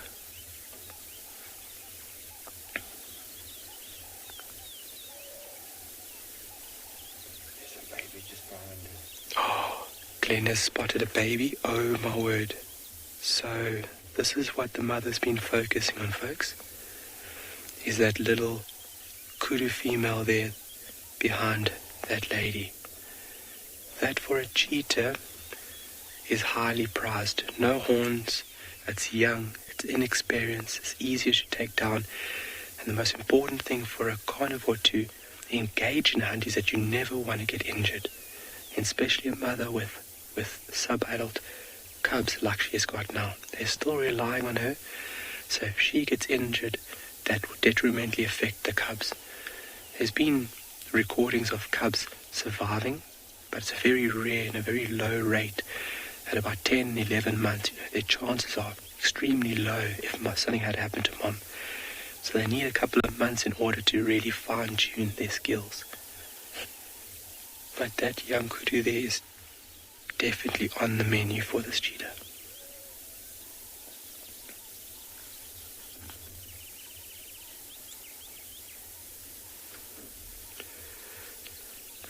Stephanie, sorry, I didn't get the whole question. Is this kudu good for a single cheetah? Sorry, FC, can you go with that again?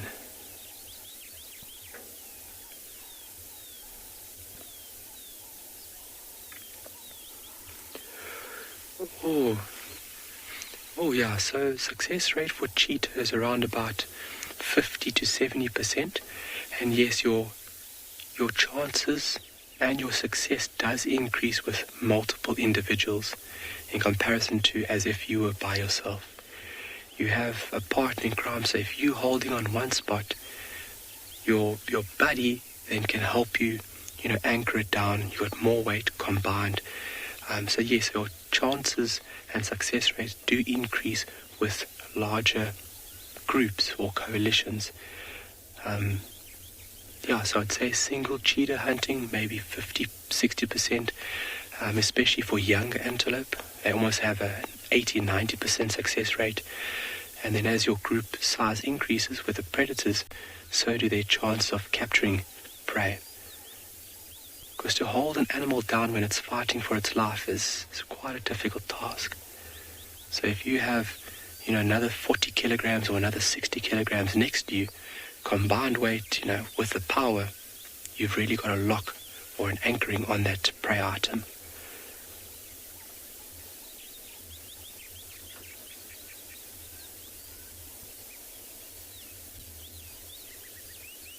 Just the suspense of where these cats are now is just incredible.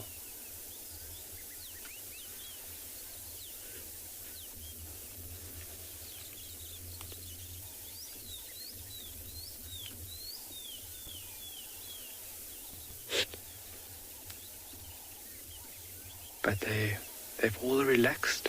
The focus is off of us now. So this is the period now where she can sneak, slowly creep closer and closer towards his kudu. Oh my word, I can't believe this is happening.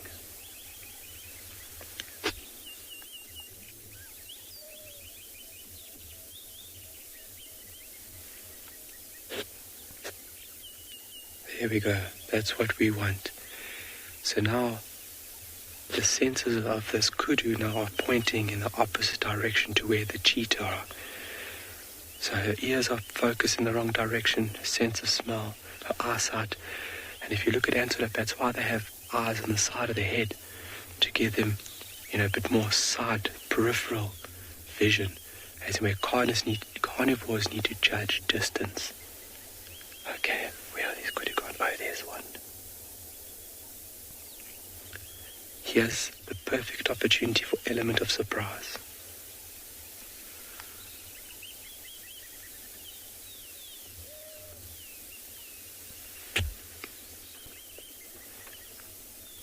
Glenn, I'm just going to stand ever so slightly.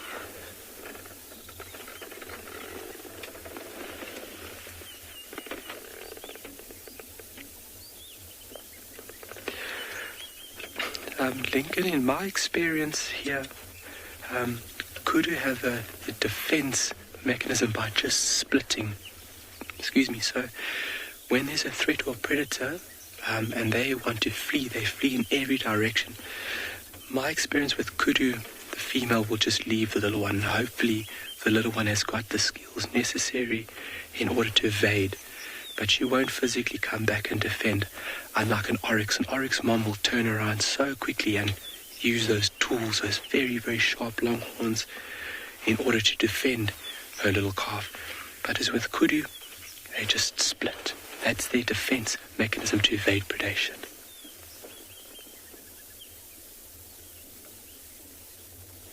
Okay. We're just still going to hold out here, because by me moving up, we're going to create quite a lot of noise.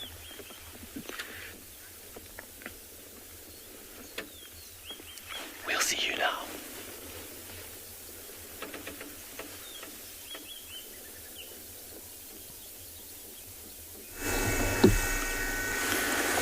Now we have a bird that I'm not commonly seen here out in the savannah, but taking advantage of that gardenia tree.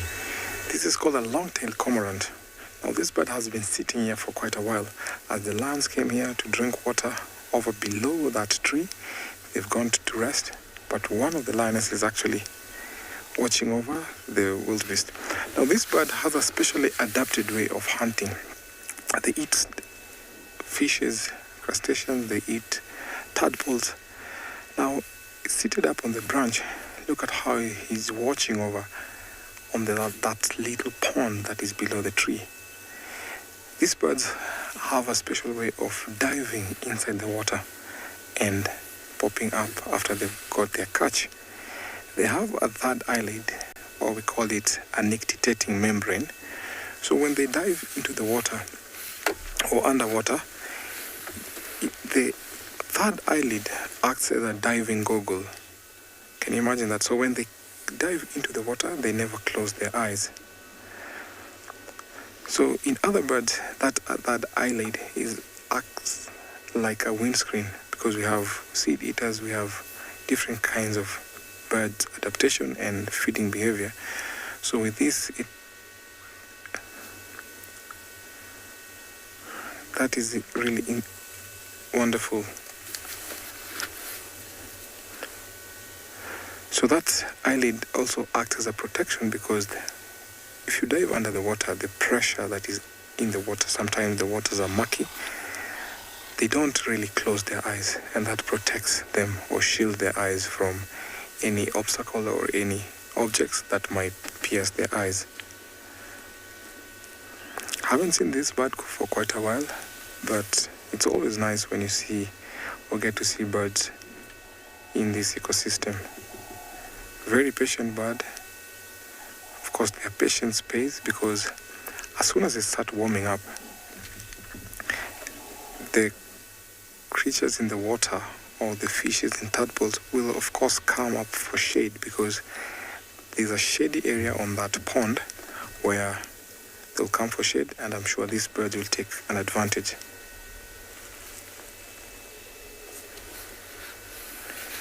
Can you hear the birds calling? Can you hear doves calling?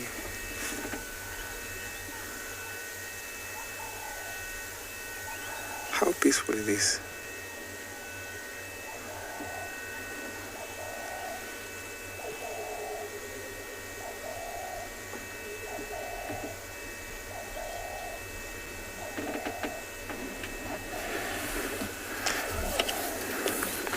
So despite this bird have the nictitating membrane or the third eyelid, we also have sounds so beautiful. We have other reptiles like the crocodile who has the nictitating membrane. Sometimes when the crocodiles are submerged in the water, they're able to see because they don't really close their eyes because of the help of the third eyelid or the nictitating membrane. Purely how interesting are these animals adapted to living in this kind of environment.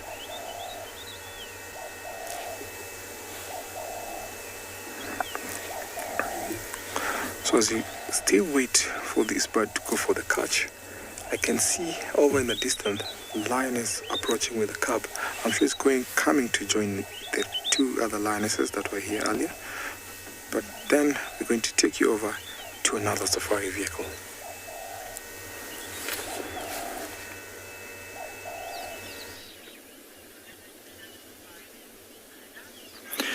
So we did mentioned earlier that we were looking for a carcass that had been called in the night, and we've managed to find the carcass. As you can see, there's not much left of this. It's just mostly skin and a few bones of what looks to be an impala ram, a fully grown male impala ram.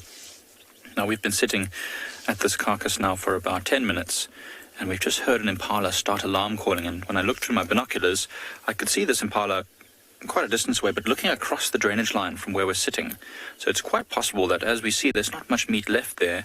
Now that it's getting warm, it might be that this leopard that had killed this impala and had the kill stolen by some hyenas has decided that enough's enough and is moving off to somewhere, and maybe to get a drink of water or to rest in the shade away from the carcass. I'm not sure.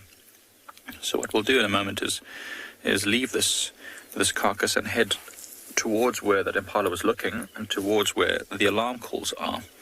But it's amazing. Apparently what happened last night, so the landowner was out on a late night bumble around the reserve and did find, hyenas squabbling over a carcass, and then the leopard was lying in the open not far from them, and then stole a piece of the carcass up into a tree. And then, the hyenas continued eating the main part of the carcass, and when the leopard dropped that piece of carcass, the hyenas were excited and chased after it to see what it was, and the leopard jumped down and managed to steal the whole carcass and put it up into the tree. It's amazing how brave leopards can be. I always think, one small injury from a leopard or from a hyena on a leopard could severely hamper its chances of hunting successfully. So for the fact that it does look like that. I think you're right. It looks like this leopard has wrapped this carcass twice around this tree so that it definitely does not fall this time. And it's even wedged the horns in there to make sure that it's locked in place. It's quite clever. And actually I've seen leopards do this before, not with such a skin and bones carcass, but with the main carcass full, maybe more than half full. Literally using the horns of an impala ram or a kudu or whatever it is to wedge those horns into the branches to try and stop it from falling. This leopard was not taking any chances. Apparently it was a young male, and apparently, according to the landowner, it might have been that same male that was chased up into a tree a couple of months back. We haven't really seen much of him since then, but hopefully we'll get another glimpse of him today.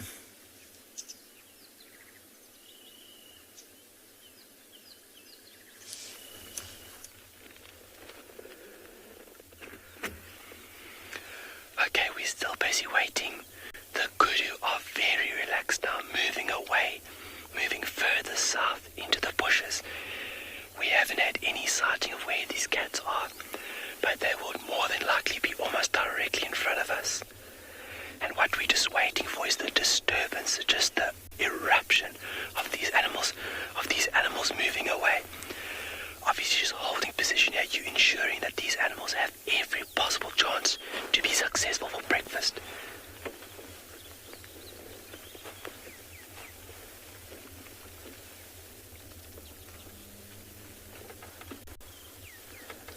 So they've moved into a thick bush there. And that's great for the cheetah because that provides a lot of cover for her to move up very quickly now. One advantage about the Kudu, if they are moving south, remember their ears are able to rotate. So as they're moving in one direction, those ears will be pointed back, listening behind that Kudu. I can still see one female there in the bushes. Can you see that one, Glenn? Oh, you can't. Sherbets. Just gonna pull up a little bit for us. Tiny bit. Just give me 1 second.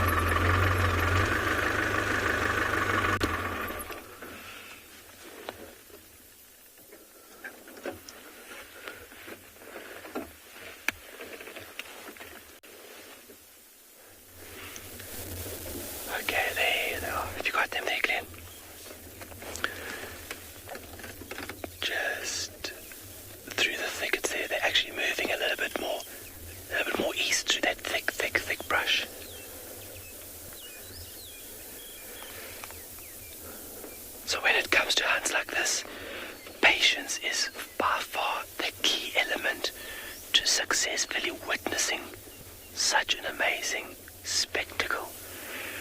Unfortunate for the Kudu, but it is the way it is. You know, that Kudu, its whole being is for a greater cause, for everything else to happen here.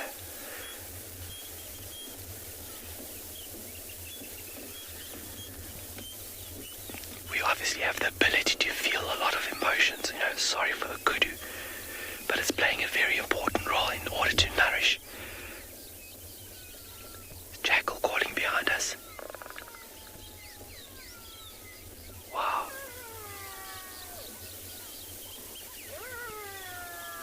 Oh, goosebumps.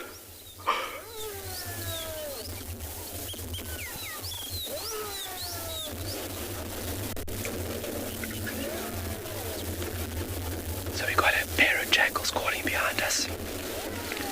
Sounds like they're just establishing themselves. Maybe they've picked up the scent of the cheetah. We normally have jackal following cheetah and as well as other carnivores. Because if the larger carnivores are successful, that means that the little jackals are going to get a snack somewhere along the line.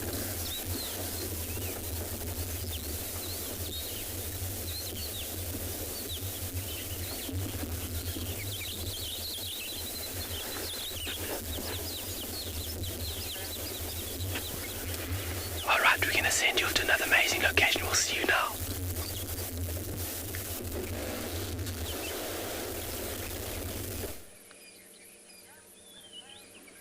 We're doing a stakeout again. Hoping that the giraffes would drink. This one's just lifted its head up from a drink, and one of the other older bulls had a drink too. There's 7 of them all. There's 7 of them all together. I'm so busy looking at the ones in front of me. I just turned my head to the right and there's one quite close just staring at me. Well, I think that my cover's been blown. Oh, there we go.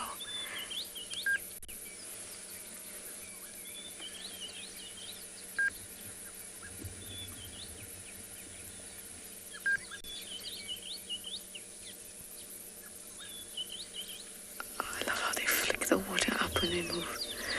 Now, obviously, they are very nervous when they drink. It's the most compromising position for them.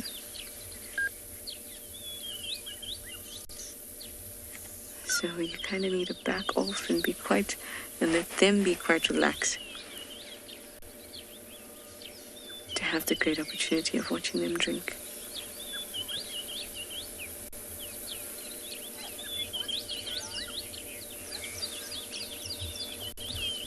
We've been seeing so many.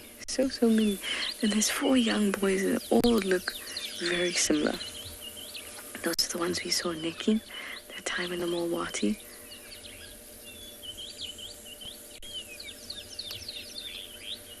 That was amazing. That time we see 12 or 13 of them. So many all about Djuma. That's so nice.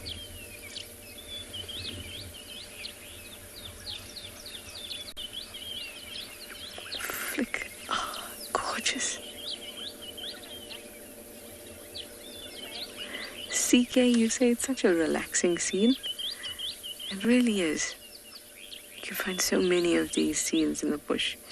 Yeah, as we drive around, that's one of my favorite things is you can find peace in all these areas. It can sometimes put you to sleep. But luckily I have my director to keep me awake. And my camel.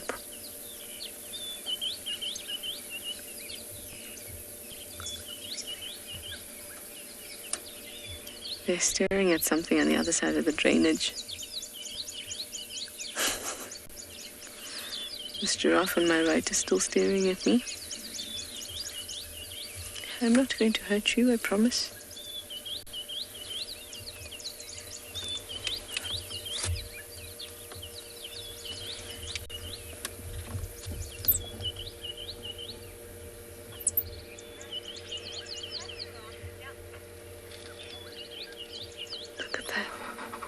Handy Bear, you'd like to know if giraffes can jump? Well, up until about an hour ago, I didn't know. Well, 2 hours ago. I didn't know that, nor did I think about it. But I saw one jump up, or like leap up from the bottom of the drainage when we were looking at the hyena dens I told you we were going through earlier. And there was a giraffe on the western side of this drainage. And then it leaped over to the eastern side of the drainage in a leap that I've never seen before. And I literally just saw it about an hour ago, towards the beginning of drive, not too long ago. So there you go.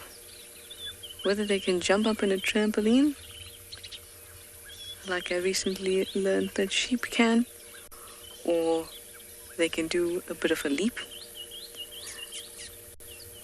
they can definitely do something. That leap I saw was magnificent. Never thought a giraffe would be doing that. And it did.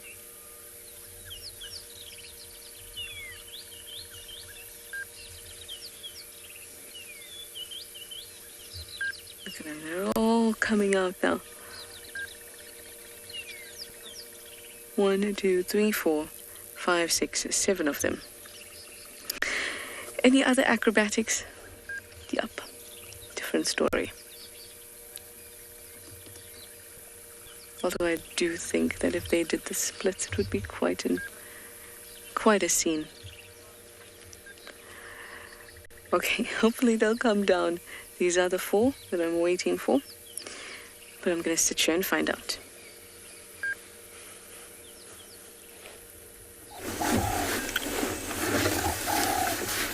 So from the giraffes to our sleeping lions here, that lioness has joined in with a slightly older cub. You can see how sleepy she is, with the other older cub actually sleeping as well. Look at her face covered with flies, and also look at her teeth. That shows you that she's still nursing. One of the conspicuous things that you always see on lionesses, especially when they're lactating. Now they've picked a very good place where there's water, where there's shade, and sometimes when these lionesses decide to hunt, 2 might sit with the cubs, or 1 might sit with the cubs as the rex take over to go and hunt. I saw one of the lionesses trying to stalk, but since this grass is short here, they are totally exposed. So I'm sure maybe later on in the day, when animals come to drink, they might take an advantage of that. We've seen lots of activity these afternoons where lions are going after prey. One was successful last night, so this was successful yesterday by noon. So probably today they might try to go for another one. With 3 lionesses and 3 cubs to feed, they surely need to hunt on a regular basis. It's cleaning time for her. And then she's definitely go down to sleep. Because we know the location of these lands where they are, I might try again in the afternoon to come here or within this area, depending if they've decided to go over for a hunt or maybe rest for this entire afternoon. So as we wait or watch over this lioness sleeping, let's take you over to another safari vehicle.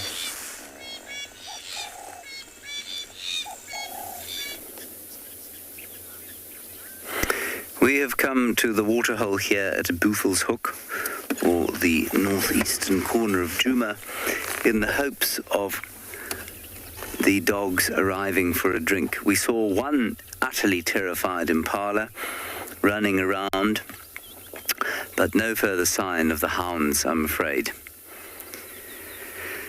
And so here we are with the hippopotami, hoping vainly that the dogs might get thirsty after their breakfast and come down here.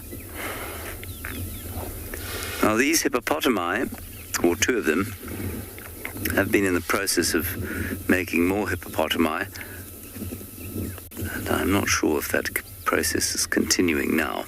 or whether it is complete. But over the course of about 3 days, the big bull there was mating with one of the cows in the water.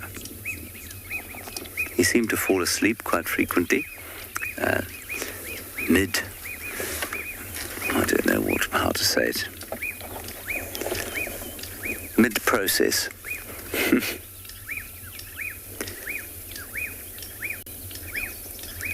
We can hear a puffback calling there. Oh, we don't know if this is Scuba Steve. A lot of you asking if this is Scuba Steve.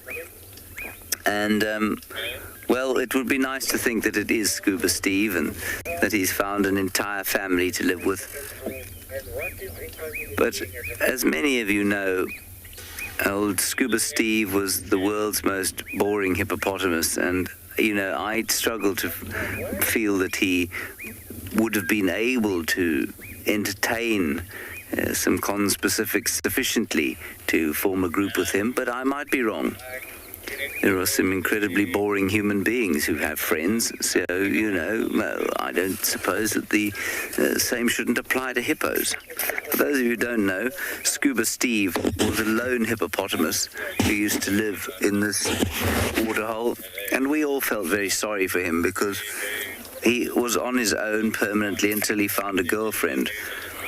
But she eventually left him too, and so he was left on his own again, and he existed in this pan until it dried up, and then he moved on.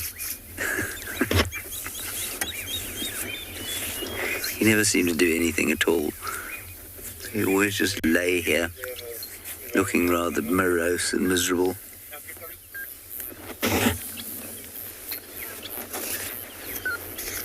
No, Linmal, it is not true that hippos put out campfires. The legend is that, in fact, it's not hippos, it's rhino that you don't want to have a fire around because they'll run in and stamp it out. Absolute garbage. Don't know where it comes from. Perpetuated by that rather sweet film called The Gods Must Be Crazy.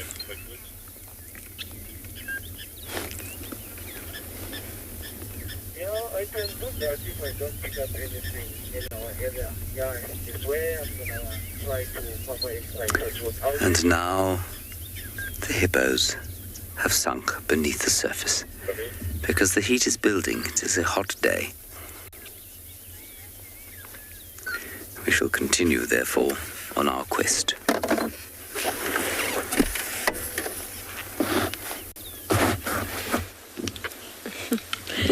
So this lioness that was in front of our vehicle earlier finally decided to get up and move a little bit, and she actually went and lay down next to the other lioness who has since walked off, and she's plopped herself back down. You can actually see how full the belly is nicely from this angle.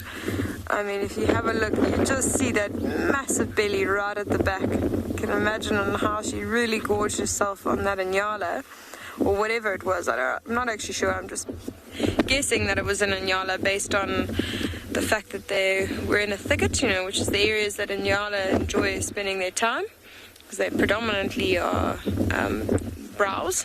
They don't really graze. And also the fact that the lioness has managed to finish the kill in one evening, which makes me think it's not something too big. And she's actually looking around a bit. You can see she's actually lifting her head towards the wind. She seems to be smelling the air around her. She's actually turned now to face straight towards the wind. So I wonder if there's perhaps a scent that she's picked up. You can see her ears now becoming a bit more alert.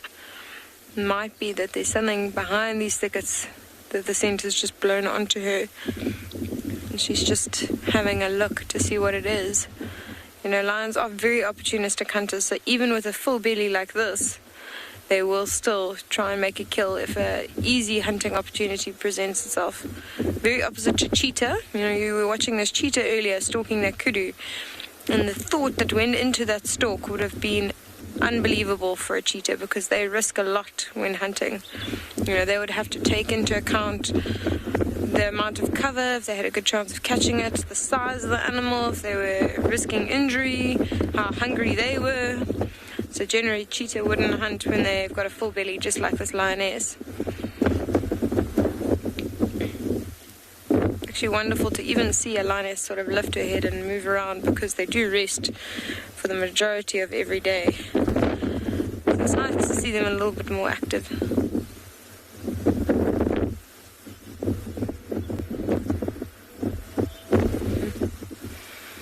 So we're probably going to stick around for a little bit and just see if they do manage to do anything a little bit later. They're showing small signs of activity, but they are also very full, and so there's a chance that they will just stay here and sleep for the rest of the day.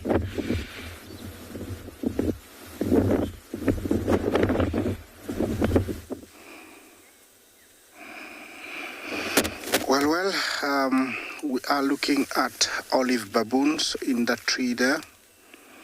A moment ago I had about 6 of them. I'm hoping they're going to come back. Looks like that is a common spot that they use. Sorry, but I'm trying to put my voice low and restrict my movement, because if I raise my voice and also turn, these guys will disappear. But it's very interesting to see them use that tree as a play area for them, under the watchful eye of the big guy to the right. He is not very confident of me turning towards him and also raising my voice, and he will disappear really fast. You can tell they are not messing around with him. They are trying to avoid him because he doesn't play very much. Yeah, he's just there yawning. He's a sign to tell me, stay out, don't get close. Yes, they are very cheeky and very playful when they get really, really confident with you. These here are very shy because they rarely get into contact with humans. I don't blame them. And it's also allowed because we need to see this kind of behavior where animals are acting naturally and not used to humans. Remember, olive baboons are found in East Africa. Here in Kenya we have 2 species of baboons. Found towards the coast is the yellow baboon. This guy, he's also acting as a sentry. When he barks like that, it means there is a threat. And usually everybody ducks towards the safest spot. At the moment they are very safe there. You can tell that the young guys have decided to stay still and maybe observe and look where the threat might be coming from. Yeah, that is a tiny little one, say maybe a month, and he's coming to check on us. Hello? Yes. Hey, don't fall off. You can tell he's a boy. If you know, you know. Yeah, definitely. And he's got a lot of his age mates, and they're very playful. He's come out to the left. Looks, the tree is like a house. He pops out on one side. It's like having a window on either side of the house. That is super cool, to see them play like this. Yeah, they're gonna pop up there and look at us. Is he gonna fall down? Hey, don't fall down, little guy. Yes, these guys actually are very protective of the young ones, the big guy to the right. If the young one had to fall and I go to rescue it, they'll all gang up and come towards me. But they're actually very, very dangerous.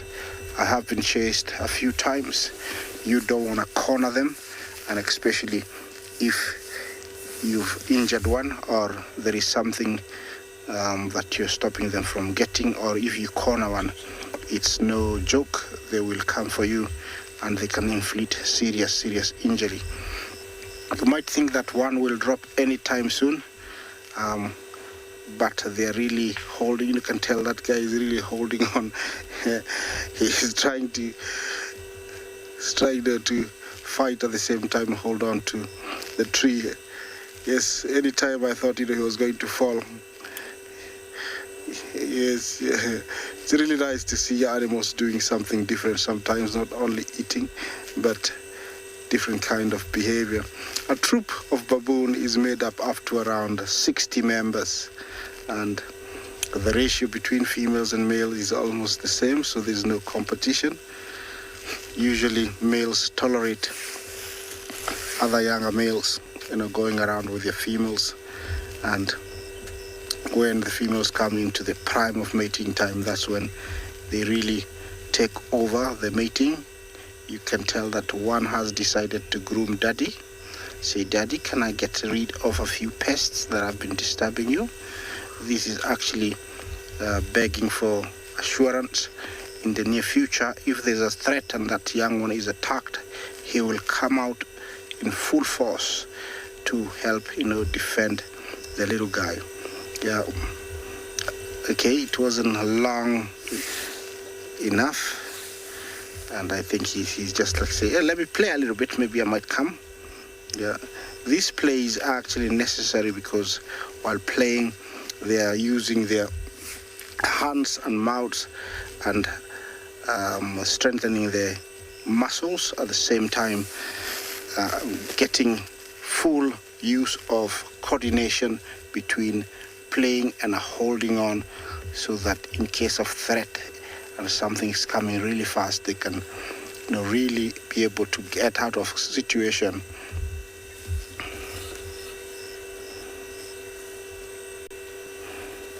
Short Jumbo, you ask if baboon use their legs to climb. They use them.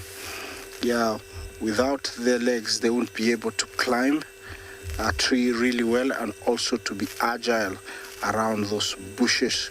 And everything they're doing, you can tell they're using, you just have a look at that guy, he's using the hands, yes, but the legs are holding every now and then. You can tell, yes, see that? Yeah. Yeah, it's really, really super cool to watch. Yeah. You wonder, why can't they just come down and play down? But I think they're loving it there. They must get really, really strong muscles when playing up the tree like that.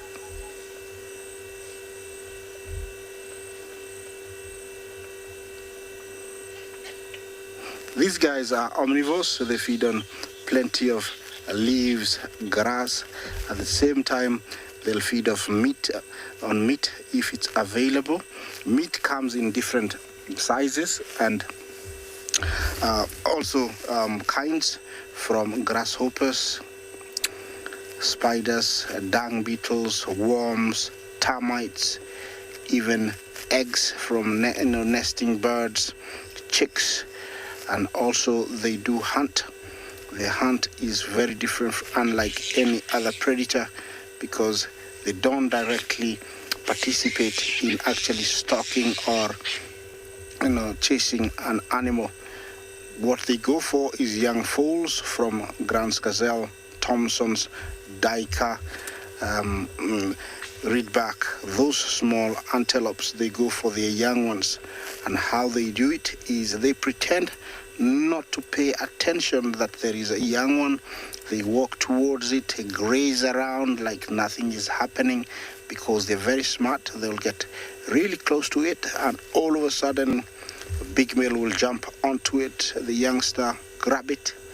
They actually it's actually very sad to watch when they grab one, because they don't have carnassial teeth for cutting the skin, so they just rip it off like like crocodiles do. They rip it off. One will hold the other side, and then they pull it. They kill it very ruthlessly. That's how they get protein, but they can go without eating any meat for a very, very long time. I hope you're enjoying this.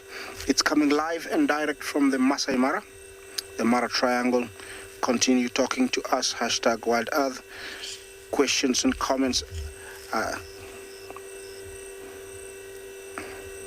Dear watcher, Jumbo, how old would I say these young ones are? They differ in size. That one we are looking at there, I would give him a good 3 months. But there's one quite young, look like 2 months amongst the three. They look to be cousins and they love each other. And yeah, now I think they're 4.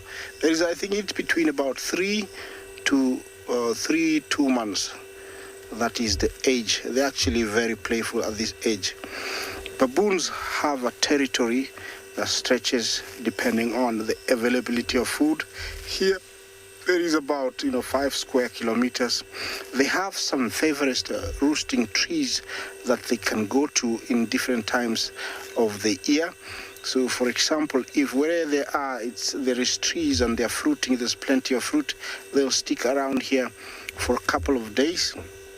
But every couple of days, they'll have to go back to different roosting trees within their territory to make sure nobody has taken over.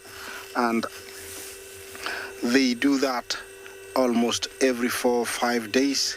They can stick within an area that's productive for longer.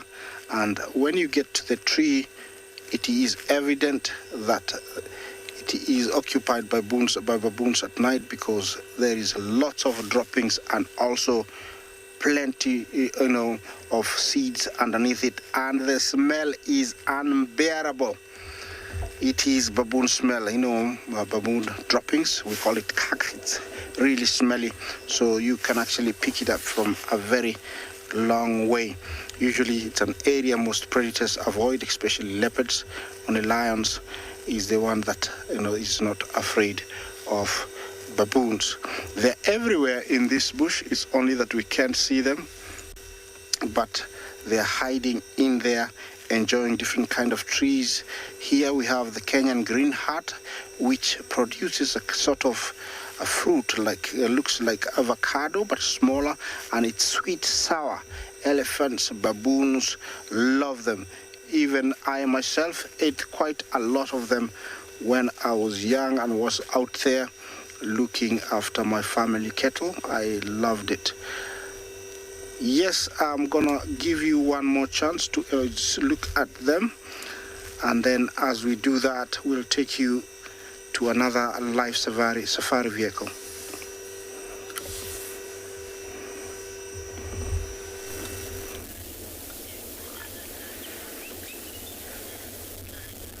I could concur with Isaac that baboon poo is wretched. We have no idea where these cats are. These Kudu are just walking around. Oh. Why is that Kudu running like that? So these cats are totally concealed. There's a Jackal Glen on our right here.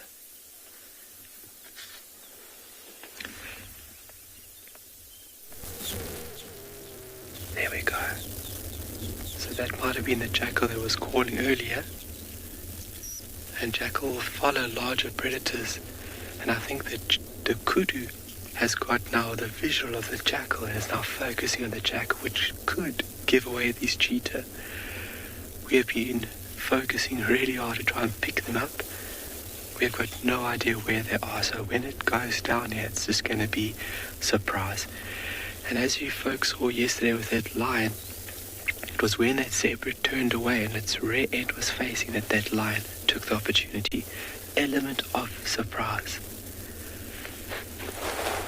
But my hairs are standing up. I am shaking with anticipation.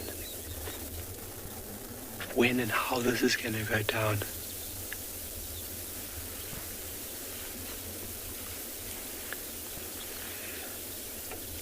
The little Jackal. So Jackal have very acute sense of smell. They can smell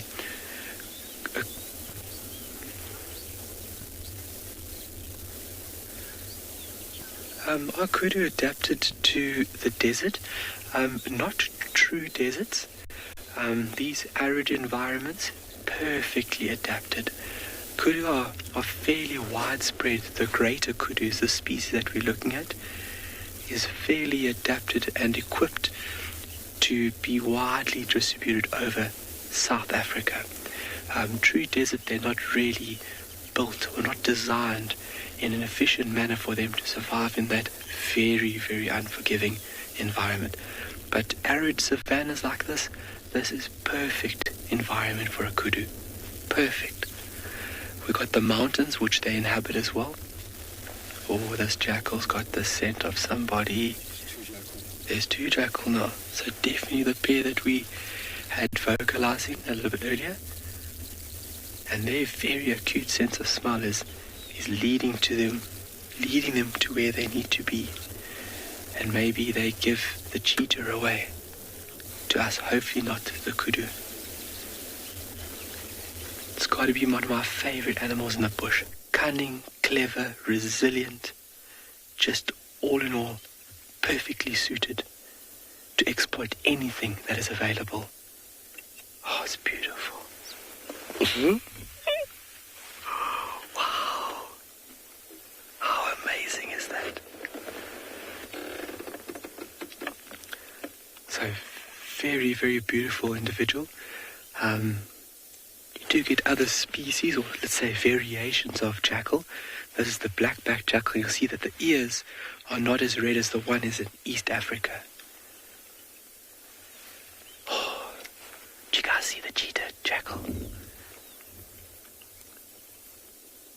So it looks like those kudu are peeling off a bit more further north. But their noses, their sense of smell is definitely more acute than ours. And you can see how they're moving together.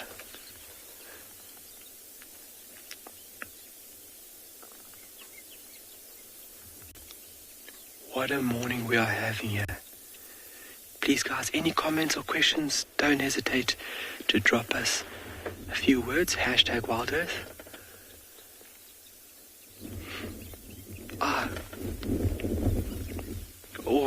Then we are all in the same boat.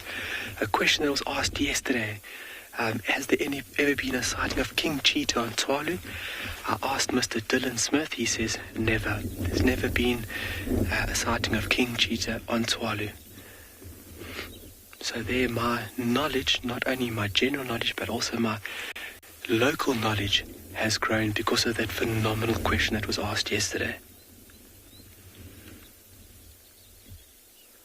Right, we're going to send you off to another part of this great continent. We will definitely let you guys know if something develops.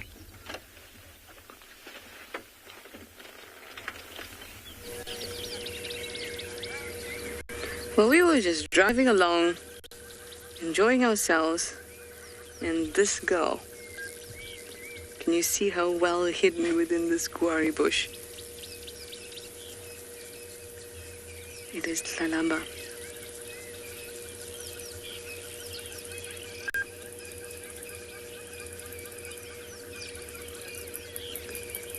Completely asleep. It was so difficult to see, and Mpo spotted her. He was in disbelief himself. And he said, leopard? That's just the way it is. That was awesome. I'm very, very happy to see her. I feel like we haven't seen them in a while.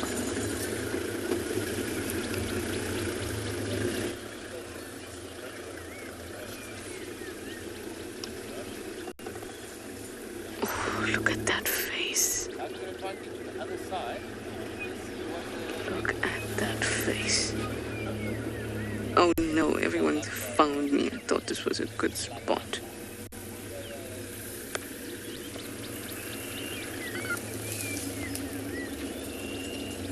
Well, she's just resting, not doing much. Perhaps she actually had a busy day already. She's very, very difficult to see. I think we got the good spot.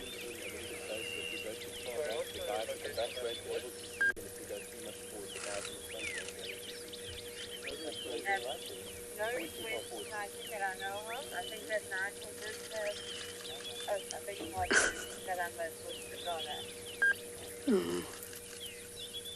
Well, I guess this woke her up. everybody around. No, off she goes now.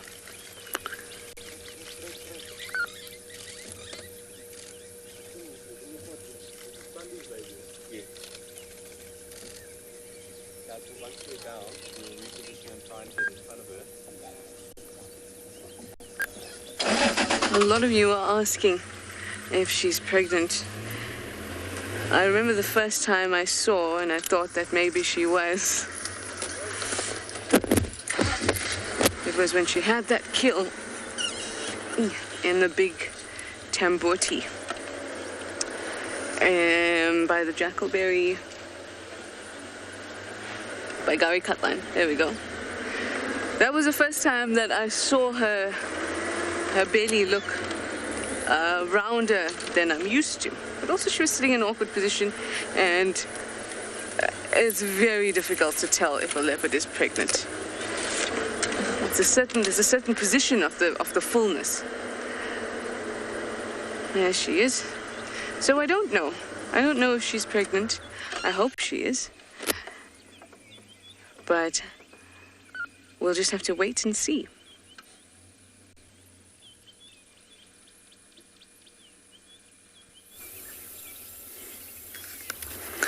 We've also got something in a tree. It's just not a leopard, unfortunately. It is a white-backed vulture. But that's okay. I mean, the white-backed vulture thinks it's just as important. There it goes. As the leopard, it's now taken offence and flown off, fended.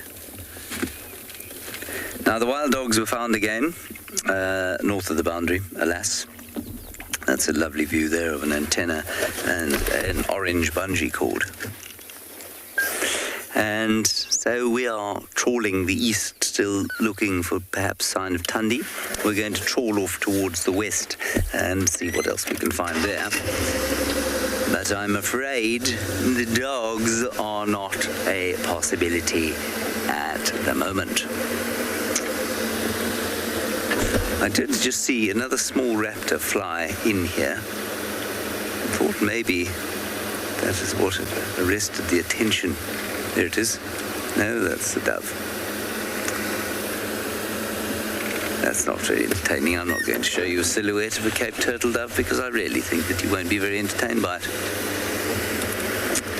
Well, my wife, who's in the final control again today, says that doves are exciting. Okay, well, dove it is. Dove coming up. There you go, my dear. There is a Cape turtle dove. Same thing you can find in the garden at home if you look carefully. Well done, BK. Spectacular dove sighting.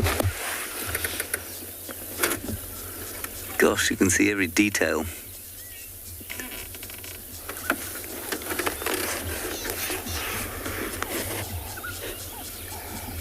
Many of you saying, wow, at how amazing that dove sighting was. I feel I should be allowed home for early breakfast today, given the spectacular nature of that sighting. Also the skill brought to bear by BK, the memory loss.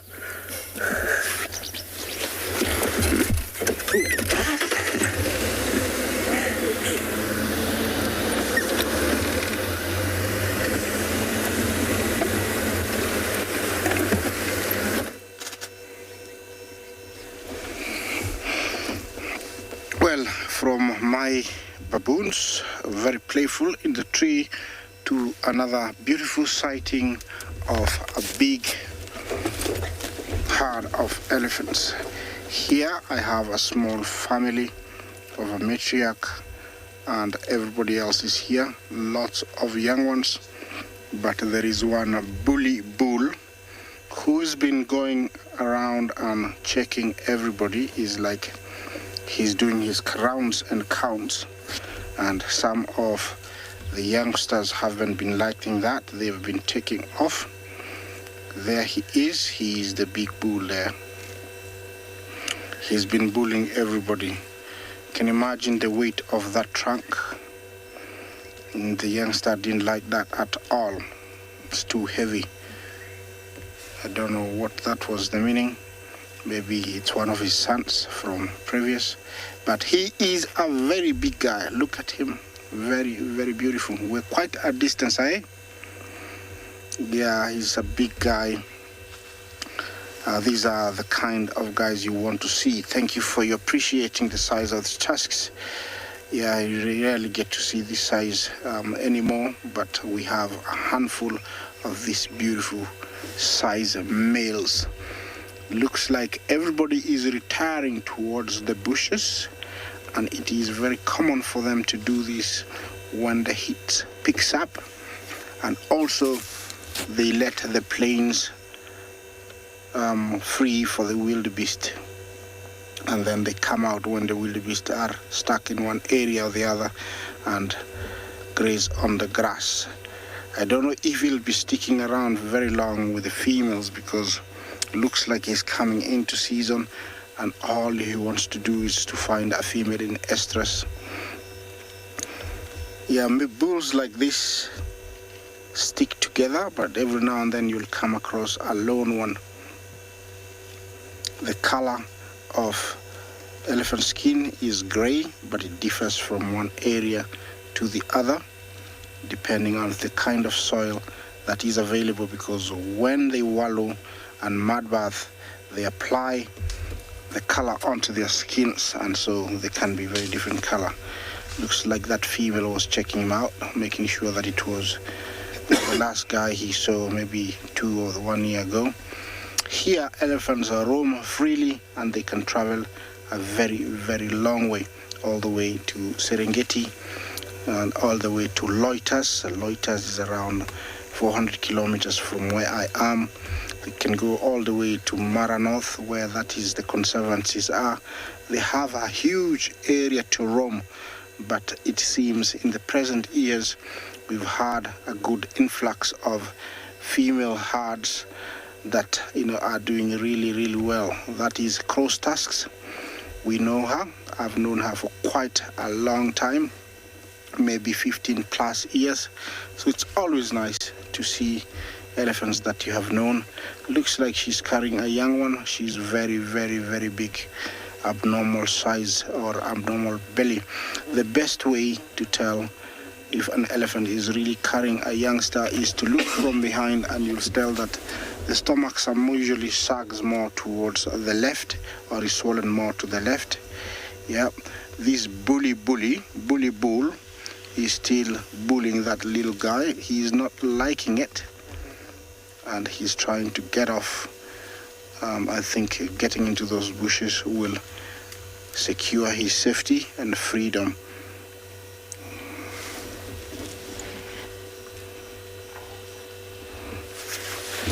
Dave, Jumbo, why do birds hang around with elephants? Well, they feed on insects that the elephants disturb on the grass, so they take advantage, because if they go by themselves, insects can stay very still, and some of them are so camouflaged they look like grass, so they won't be able to pick them up. But when these big animals walk by in the grass, they disturb them, so it's easier to eat as many within a very short time, unlike being just alone or together, where you spend even an hour and just feed on 5. So the reason is it's a symbiosis. It's using the elephants to find food. You can tell here they're quite scattered. This is very good, and I love to see this because it means they're very relaxed. There's no worry. Looks like that little termite mound is under attack from all angles, from the youngster to the adults. Maybe there's something very, very yummy there, and they're eating it. That's what they're eating it. Elephants are very intelligent and smart. They'll know that, the specific, creeper or bush is very delicious, and so they will, go there and attack it or eat it. When I say attack it, it's not like, doing karate and hitting it with blows and kicks. It's eating it. Well, I'm gonna move on. And while I do that, let's find out what's happening somewhere else.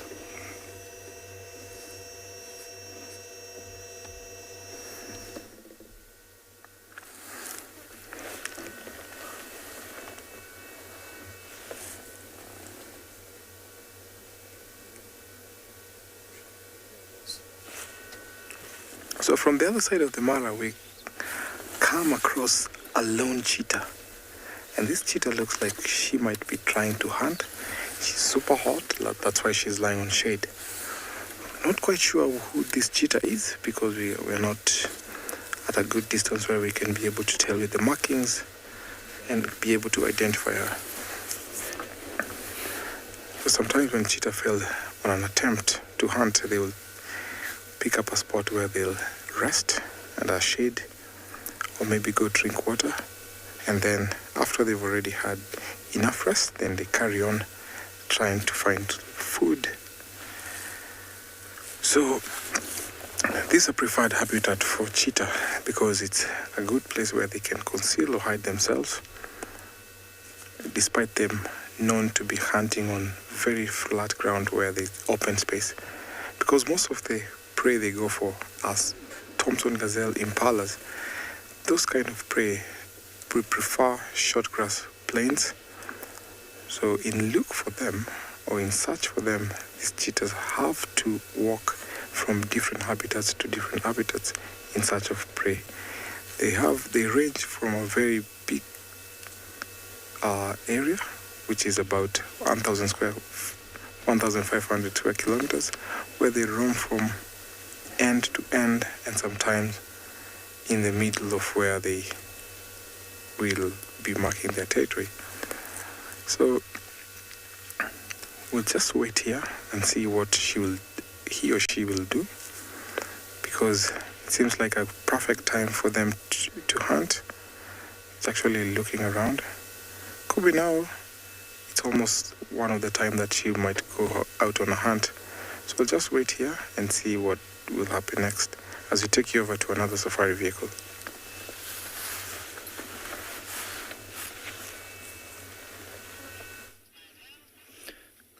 So we've come back to Ngala female. Actually, we've had quite an eventful morning. This is the cub of a Ngala female. So what they've done is they've brought the impala carcass out of the tree and actually split it in two. So the youngster, the one we're looking at now, she was feeding on one half.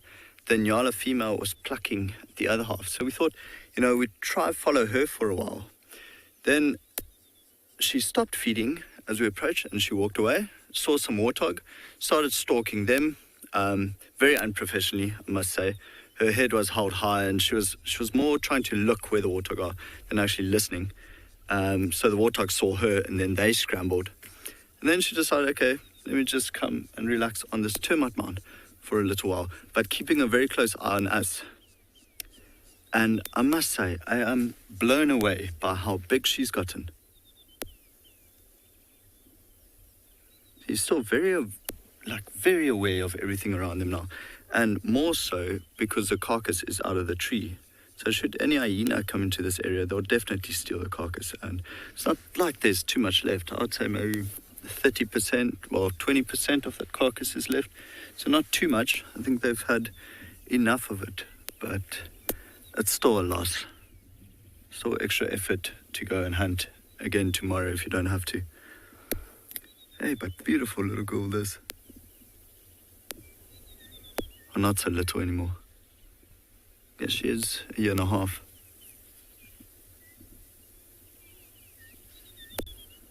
They're very quick to disappear when they want to, and she actually does want to hide.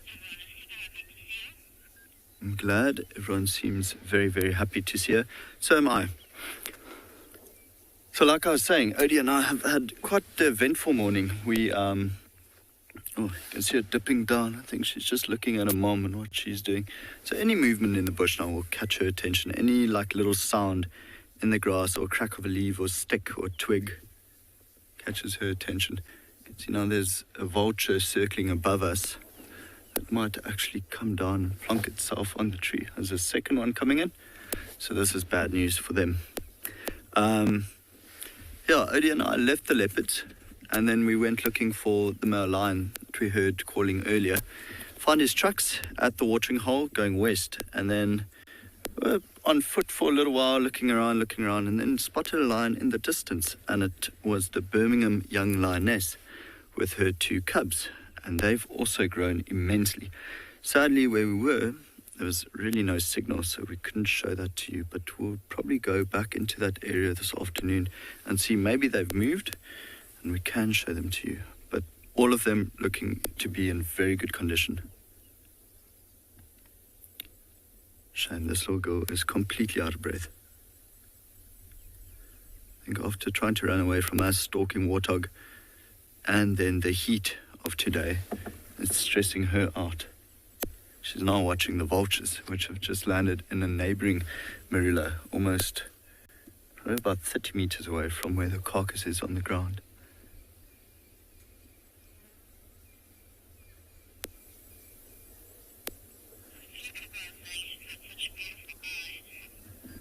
Yeah, so I think a few of you are saying she's got beautiful eyes, and I think she takes after her mother. I know her mom also have just the most striking and gorgeous, massive eyes. And even, it's just accentuated with the black lines around it. But you're right, yeah, that stunning green eyes. Every now and then just looking back at us again. It's quite nice. We're probably sitting, what would you say, 25 meters away? Not the clearest view. She's keeping that quarry between us and her. But, it's time she sees more vehicles again. She still needs to get a little bit more habituated. So we will definitely spend a bit of time just here with her so she can get used to the sound of the vehicle, sound of my voice, and maybe start relaxing in a little while. There we go. Head on the paw.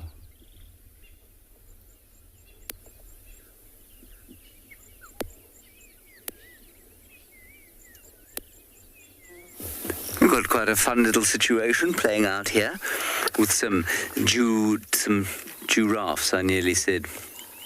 That was the combination of the word two and giraffe, becoming giraffes, with 2 giraffes having a little bit of a fight. In fact, there's a third one in the background, but he's not interested in the fight. I was not commenting on the religious persuasion of these giraffes. I don't know. They could be Jewish, they could be Christians, they could be Muslims, I'm not sure. Could be Buddhists. I think giraffes are probably most likely Buddhists, actually. Anyway, they're not being very friendly to each other, so maybe they aren't Buddhists. What a ridiculous thought. Okay, so they're having a little bit of a fight. We've come down towards a little waterhole, very attractive little waterhole called Baboon Pan on the southern boundary.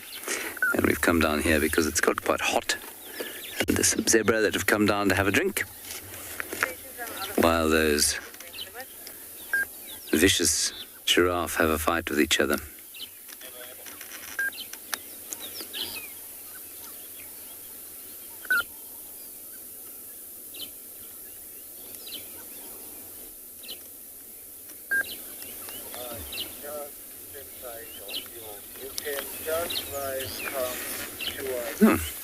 Zebra's quite interested in the giraffe goings-on as well.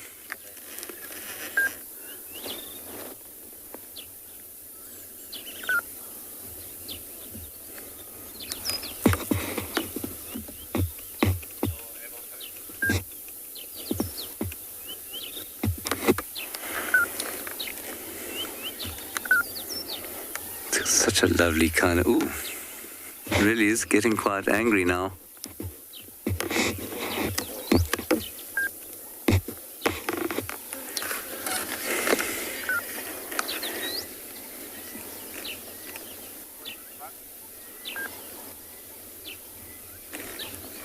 The one in front now looks sort of much bigger than the one behind.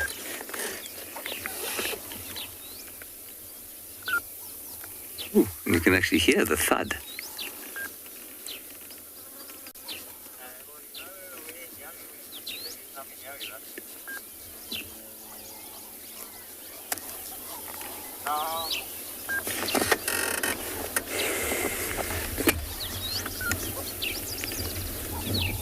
Please excuse the sound of the game drive radio beeping. I do apologize. There's nothing I can do.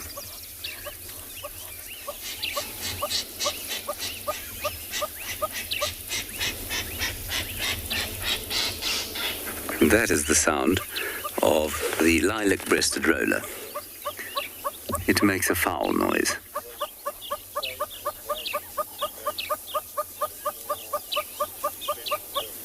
And that is the sound of the red-billed hornbill just above us.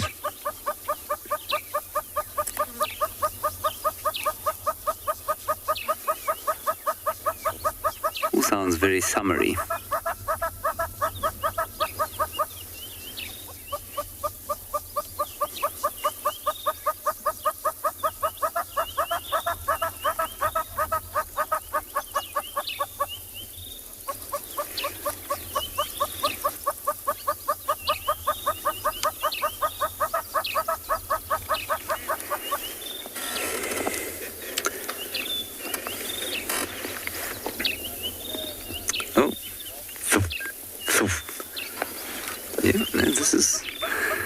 These two are certainly not feeling full of bonhomie right now.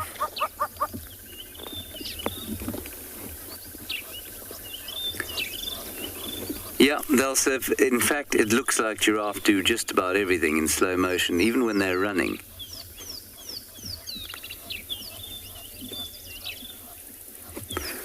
They move impossibly slowly.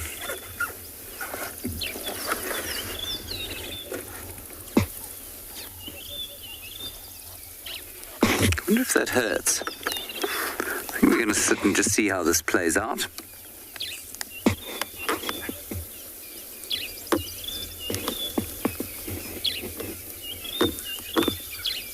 No. Well, look in that grass and you will see something. There is a mongoose popping their head here and there. Banded mongoose. There are so many. Collective noun, they are called a gang of mongoose. I think it derives from one of their very fierce behaviors where they are known to corner and devour even the most poisonous snakes like cobras and mambas. They usually, corner it coming from all angles, and they tire it, and very much like a boxer. A cobra or a mamba will only hit a couple of times, then it gets tired from attacking, and when that happens, they attack it from behind. First of all, they really stress it by pulling the tail, and then when it starts getting pulled, it can't kick anymore, and they start chewing it and they rip it into pieces. When eating it, they love it so much, it looks like kids eating ice cream. I've seen them just devour a cobra within a very, very short time. It was brief, and they have disappeared into the long grass. So I'm going to move on and try and find something else. Yes, it's warming up, and it's very beautiful. It's warming up. I still have my jacket though, because I don't want to get cold. When it warms up, I'm really going to remove it. But before that, I'm going to continue wearing it. This is the area where we saw all those lionesses yesterday.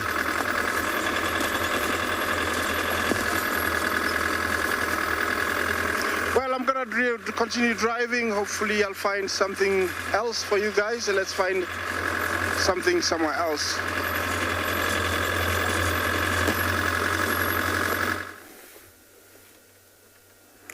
On this other side of the Mara, our cheetah is still sleeping, having a rest. taking an advantage of that shade, because at around an hour or two from now, animals will start walking over towards the river. And that can be an advantage for the cheetah. Not quite sure who this cheetah is, but I'm sure when either he or she will be walking around, we'll be able to tell. Now, cheetahs go for smaller prey. Thompson gazelles, impala, Grant's gazelle, and younger calves from wildebeest. So maybe by isolating one, they'll be able to outrun and maybe take one down. But sometimes they fail when it comes to hunting. But that's a good position where it's concealed and actually no animal or no prey can detect her at this moment. So it might take some time a day. We'll find the cheetah might be resting there for the entire day and maybe go out on a hunt in the evening or maybe in the afternoon, because most of the predators have gone to sleep or gone to rest. So cheetahs mainly hunt during the day. They depend on the daylight to go out on a hunt. So they have that tear mark on their eyes, which helps them protect or shield them from the sun glare. So that is the reason why they are able to hunt during the day. So as this cheetah is waiting here, we have lots of wildebeest around, and we have seen few impalas, but also the zebras and the wildebeest can alert the impalas when they see this cheetah. It's a good spot. You never know, sometimes an animal might walk close to the cheetah and the cheetah gets an advantage. So remember, we're coming to you live, #WildEarth on the YouTube comment section at FC. For our young viewers, kids questions at wildearth.tv. Let's wait here as we send you over to another safari vehicle.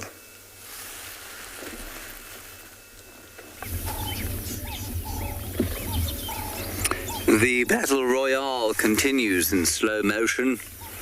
The two giraffe bulls demonstrating admirable tolerance of the heat, exposure to the sun, and the punishing fight to which they're subjecting themselves and each other.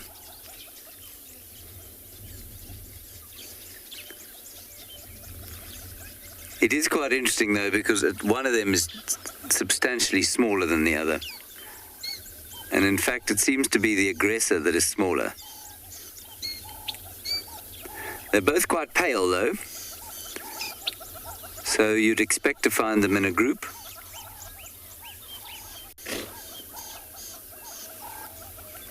My wife says that the little one's got short man syndrome, as if she'd know what that meant. I hope that's not what she was saying.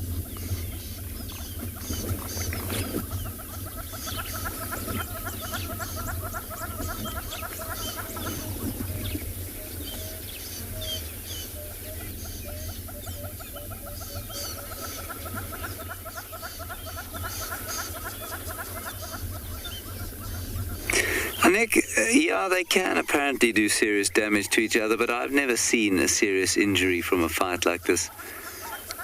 Apparently, I think if they cracked their heads together hard enough, they could definitely do some damage. And I suspect that too much of this kind of thing would probably create an arthritis or, arthritic joints in the neck. And you read about it being possible for them to kill each other, but I've never seen it. I think that a giraffe would have to get a really good thwack in with the head to the head, or maybe the underside of the neck.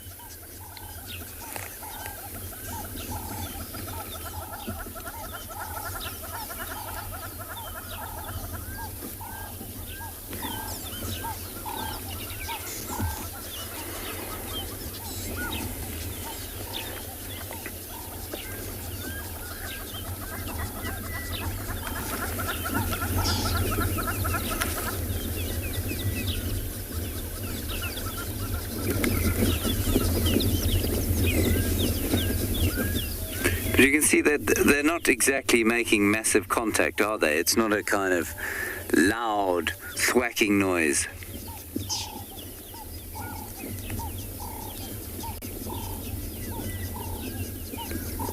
almost seems like they're playing. I don't know that they are, though, because it's been going on quite a while.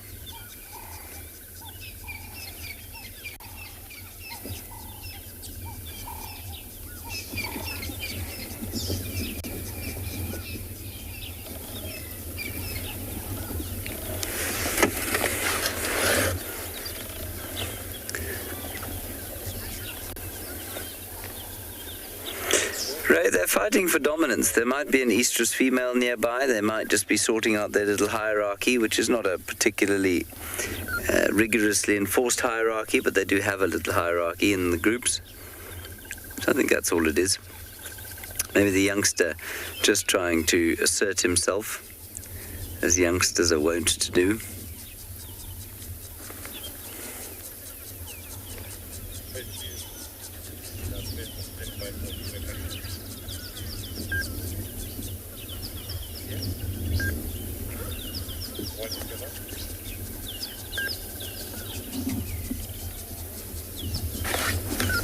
It all seems to be calming down now, but then it can ramp up.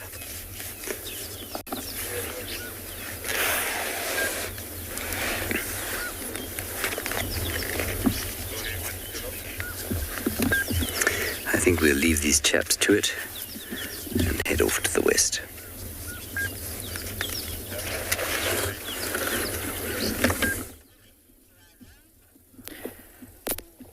So shame, poor thing. Ngala female is literally just chewing skin now. Yeah, I think this carcass is pretty much done. I can't imagine them being back here this afternoon. So that's literally it's skin and some hooves left where she is. The other part, the ribs are still just under the marula tree. The youngster hasn't come back this way. She was walking in this direction and we tried to follow at quite a distance, and then she just decided, no, I'm going to turn around and go hide again. So then we decided, let's rather just watch Ngala female. You'll see her try lick the skin, try plucking hair from it every now and then she bites it with the side of her mouth. It's like scissor-like teeth almost, called a carnassial shear. She tries to open it up, but there's really not too much left here anymore. So I can imagine as it gets hotter, they'll probably just leave and go find a nice shady spot somewhere along the river or in a small drainage line and just sleep there for the rest of the day. You can actually hear her chewing.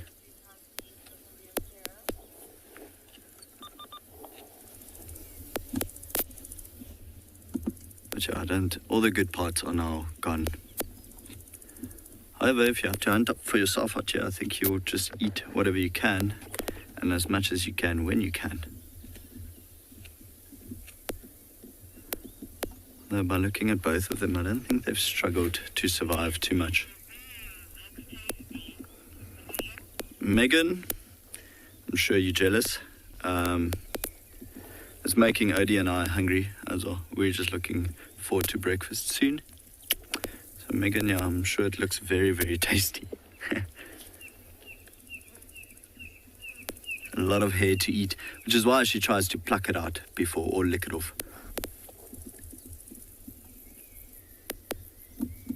Even just listening to it chewing, it really just doesn't sound very appetizing.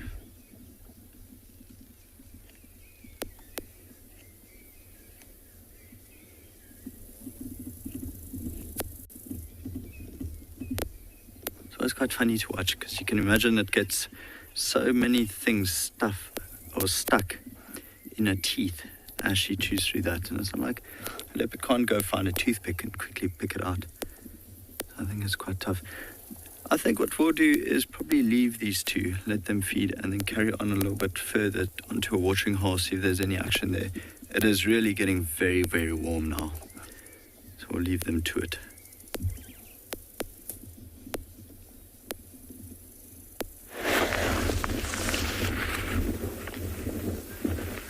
Oh, well, it's very chilly this side. We have confirmation that those cheetah that we are following have peeled off north, and they've gone into an area with absolutely no signal. And we want to be with you viewers. We don't want to leave you guys. So we've let them do their thing. Hopefully they do get a little meal. but just the area is inaccessible for us to view them for right now. But a beautiful male blue wildebeest coming down for a little morning drink. And we have a very chilly wind pushing up from the south. It literally feels like it's coming off of snow.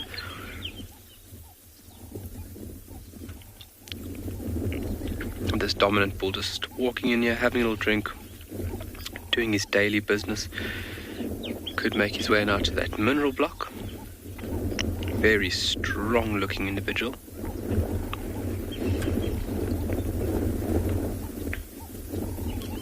Doo-doo-doo. A lot of birds coming, a lot of sandgrass. We've got hornbills flying over us.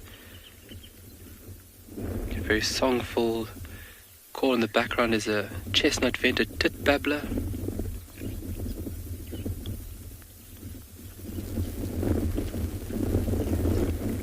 Fantastic, I'm glad you guys can hear the birds. It was a big chap, this. You can also hear the wind. Okay, that wind is chilly. Literally through your clothes into your bones, cold. So this chap is just waiting for any ladies to come into the area. So he's more than likely making his way around this pan, recent marking, establishing himself properly, and then waiting for any ladies to walk into the area. There's some doves there on the water's edge there, Glenn, if you want to take a look at those beautiful birds coming for a drink. That's it, there, spot on. Beautiful ring-necked doves coming also to get a drink. They're such beautiful birds, and a very prominent call within South Africa going into Southern Africa. You would have heard them say Botswana, or drink lager, or work harder.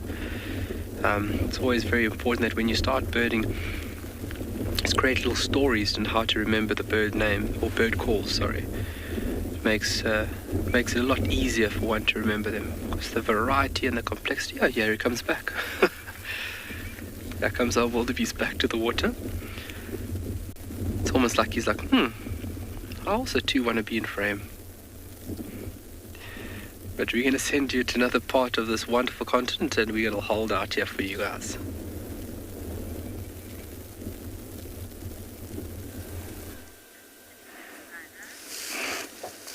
Welcome to this part of the continent. Here we are in the Masai Mara, a place that never disappoints. And here I've come across a fast-moving herd of elephants. They are on a mission. The mission is eat as many trees as possible. They're going to the bushes to enjoy the rest of their day in the bushes. This was around 40 plus, big and strong, and typically the behavior and routine is during the day when it's hot, stay in the trees, stay away from extreme and direct sunlight. During the night, come out and enjoy the plains until early morning. It seems to be the order of the day here for these huge animals. Looks like one of the females there has found a place where it got a little bit of wallow or mud-bathed, and it's common for them to do that. They actually know which path to use or to take so that they can have a bath, and maybe she was in the path where they did that. Well, they're disappearing off into the bushes, but it was a lovely scene. It is sometimes hard to comprehend for me how quickly such big animals can disappear in very small thickets like this. It also, sends a message of how dangerous they can be, because if you don't know what you're looking for and you're walking here blindly, it's very easy to walk into these guys. Luckily, you're not allowed to walk here in the park. If you're found walking, first of all, the law will, sentence you to trespassing, and secondly, you'll have lots and lots of trouble. I'm gonna continue, but I'm gonna, let you enjoy that scene. Let's take you to another different part of the continent, as they say.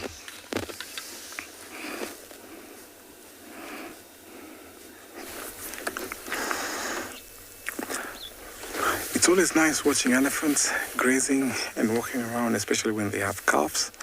But as they have disappeared, we've now come across this cheetah that is still lazily lying down here. Nothing has happened since we came here, but I'm sure he or she will be active soon. We have lots of birds that have come around here trying to alarm. We have oxpeckers. Sometimes they can warn out prey if there's predator around. And we have other terrestrial birds. Sometimes they warn out other animals where there's predators. It's a good hiding place. It's a good resting place. Not much is going on. The grass is tall here, so that can also conceal this cheetah and actually give her an advantage to walk close to the prey. It would be nice if this cheetah goes on a move and actually run, get to see how fast the cheetah can run, get to see how the hunting game goes on. It would be nice to see. But in the meantime, still nothing going on. Can see her. She keep on raising the head and going down as it scans around this area.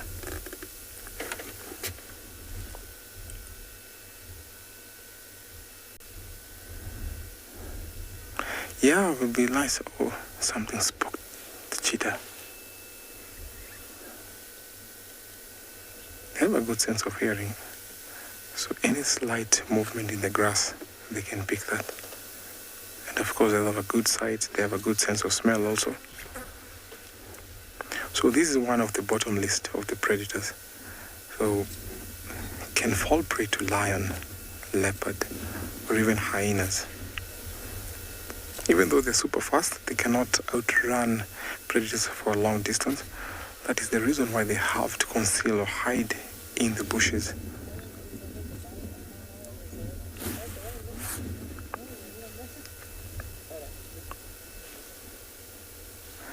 Could be the cheetah wants to make a move. Let's see. Some flies bothering the cheetah.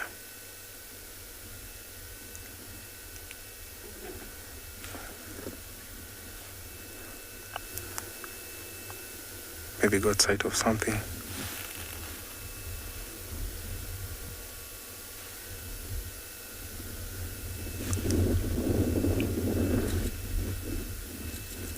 Look at how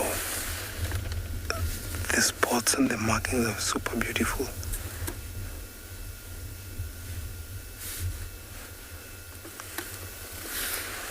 Oh, going back to rest.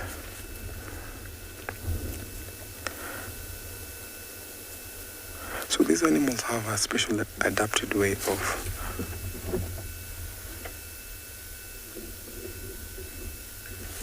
Thank you so much, Megan.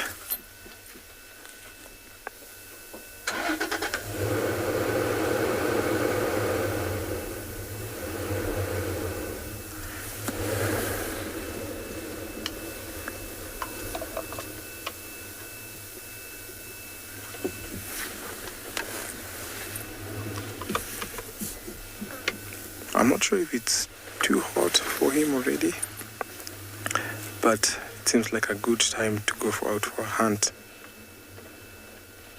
But we've seen cheetahs going out for a hunt even in the scorching sun when the temperatures are super high because of their special ability and how fast they run. Sometimes they get advantage and sometimes it gets only disadvantage.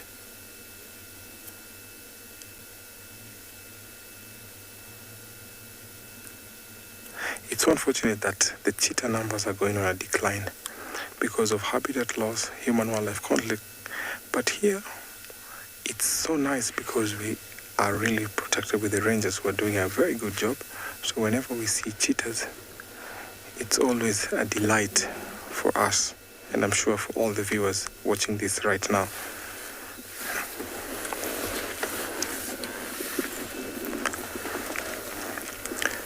It's a game of patience. I'm going to sit here and wait. It depends. Maybe we might come in the afternoon and find the cheetah gone, but crossing fingers for the cheetah to be on the move as we take you over to another safari vehicle.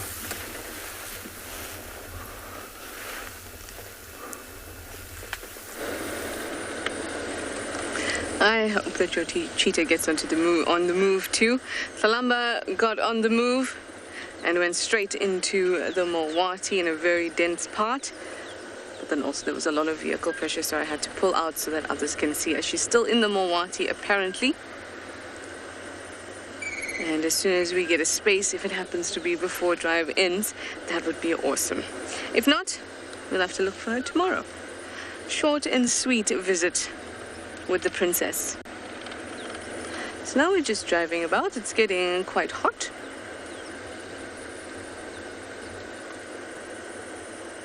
Melissa, you'd like to know if leopards can get lost in the wild, or can they? That's an interesting question because we only know to get lost, to be away from what we know as familiar.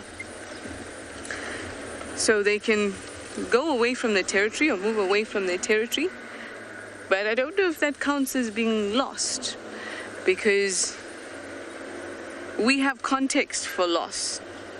We have our cities, our roads, etc. for context for lost. And what the context for being lost for a leopard is, we have no idea, do we? It could be just in a new place. Whether cubs can get lost within their surroundings of what they know is familiar and the fact that they're looking to stay with their mother, I don't know if they can. There's probably a higher possibility of that than an adult leopard getting lost, because remember I told you about context.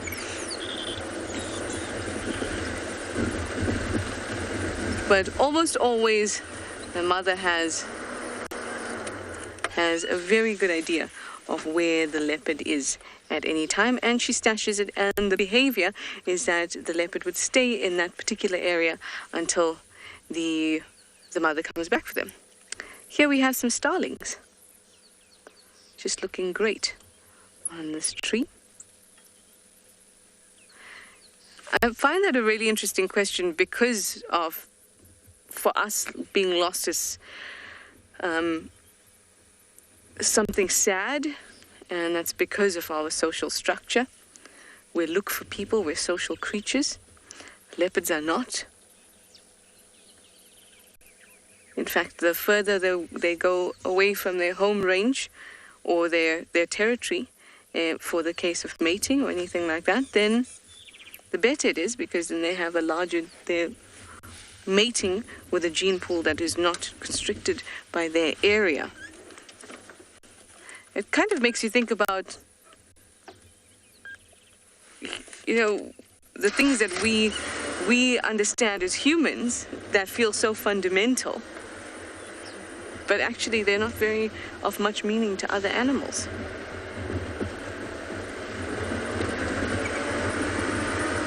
So in short, no, I don't think a leopard can get lost. Because they don't have a context for what is lost.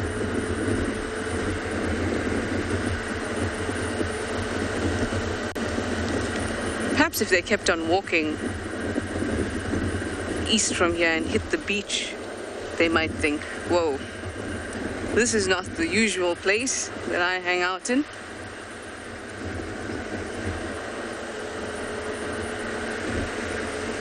But even still, once the scent starts to change and they can no longer smell other leopards, can't smell their familiar smells, then I'm sure they just turn around or go where they do smell those things.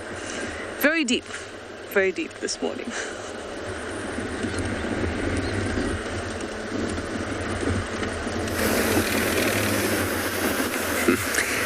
must confess that I am, as I said to you yesterday, reading a book on animal migrations at the moment and how they navigate. And it is just astonishing how they are able not to get lost. Until very recently, the world record migration for an animal was estimated to be that of the Arctic tern, which did a 20,000 kilometer round trip on a yearly basis. Now that turns out to be roughly true for those that come from Greenland. So they fly down to the southern Atlantic and then they go back up to the northern Atlantic in a kind of figure of 8 in the Atlantic apparently. But they put some tracking devices on a couple of Arctic terns that come from northern Europe. And they fly, or the record, over the course of 273 days away from the colony was 90,000 kilometers. And those birds flew down to the tip of Africa, I don't know if it was on the Atlantic or on the Indian Ocean side anyway.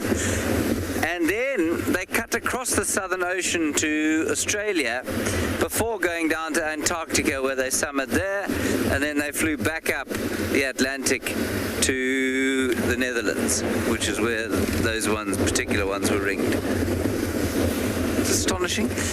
And they don't know yet how those particular animals are able to navigate those unspeakably large distances. They've got vague ideas, but they're not fully sure yet. So,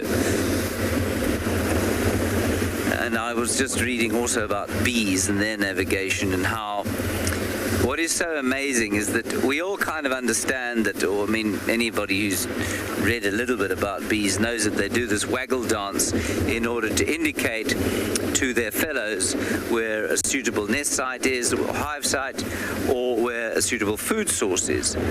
But what people don't appreciate is that their waggle dance changes direction according to the time of the day. So if they find a nectar source at 8 o'clock in the morning and they fly back to the hive, let's say they arrive back just after 8, they'll do a dance that indicates where the nectar source is. But if they only get back to the hive at 12 o'clock in the afternoon, they'll do a different dance. So they'll orientate themselves differently, because what they're doing is that they can see polarized light. They can see the polarization of the light. And so they know what time of day it is. And they know that to give the direction, they must allow for the change in the polarization of the light. Now that's a bee, an insect without a brain, basically, that's able to understand and achieve all that. It's absolutely astonishing. And I have cause to think about this because it's been very cloudy in the last few days, and I have been walking in the mornings, and if I cannot see the sun and I don't have a landmark to look at, my internal compass goes totally haywire. And a lot of people's don't, but a lot of people's do.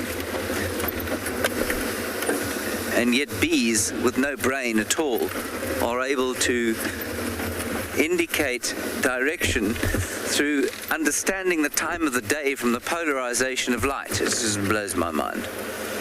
Now, we've come down to the waterhole here because apparently the little grebes, of whom we are so fond, have started building a nest. Many of you joking about me driving so fast there, so I was very excited to get to the place where the grebes are building their nest. And I don't know where that is. Apparently it's around here somewhere. Oh, grebies, where are you? Oh, there's the grebe, BK. Can you see the grebe? It looks like a very small Loch Ness monster. Can you see it? There it is. There's an impala we were looking at. I think you may need new spectacles. BK's just got spectacles, but I'm suspicious that they don't work. They may just be glass. No, they're not. I looked through them, and I was blinded. So I'm just going to wait for an update on where it is that this building evidence was seen, because I can't see any right now. I watched the whole life cycle at the end of the last summer.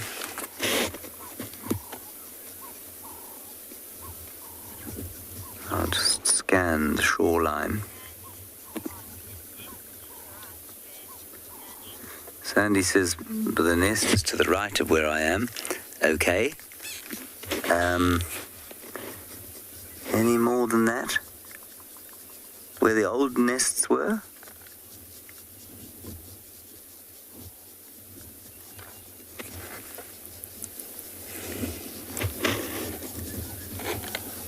Oh.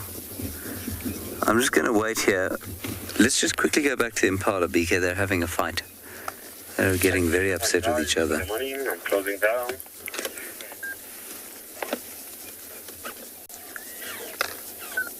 Thank you guys, I'm just moving closing down as well.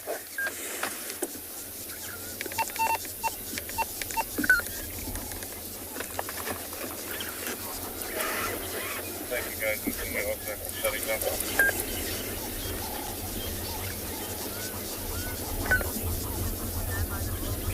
In the corner by the old nest, all right, we'll go and have a look there.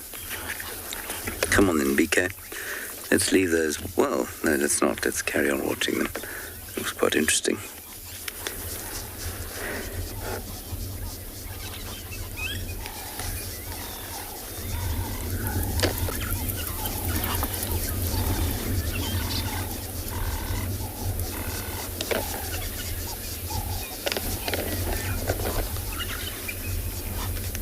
Right, let me go and see if I can find that nest.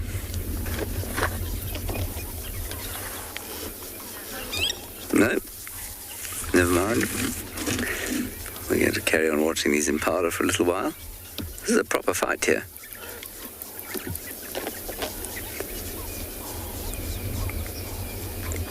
Now, when you really get into one of these fights, I think the most amazing thing is how they are somehow able to watch and assess and then accurately parry the blows that are thrown at them. And I suspect it's got quite a lot to do with the fact that they have those eyes, the pupils of which tilt as they tilt their heads. So although it might look like they surely must be unsighted when they look down, actually their eyes turn up automatically. And I'm sure that helps them assess and judge the next parry and thrust in the endless war that is the life of a male impala.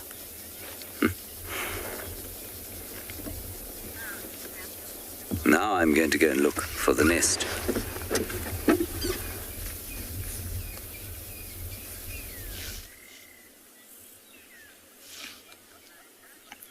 So look what we found.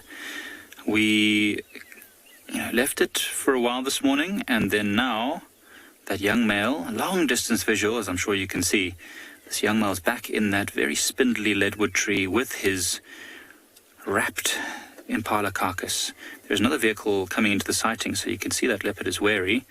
I'm hoping that other vehicle doesn't come too close, because during the night or during the evening, apparently the leopard was very relaxed, but I know these animals tend to be much more relaxed at night because the cover of darkness is helping them to hide, and they feel much more confident. During the daylight, when it's light like this, they know they can be spotted if they move around, so they'll often, stay hidden. So when we left the carcass, it was probably the reason why this leopard came back and climbed the tree, and that's why we are at a very, very far distance. Right now, probably about 100 meters away from this leopard, just so as we don't disturb it. And we're on the other side of a small drainage line. But you can see, even though he's been eating this carcass, he's not very full yet, or it doesn't look like he's very full. So that's why he's come back, even though it's nothing but skin and bones. Because he's desperate to get as much.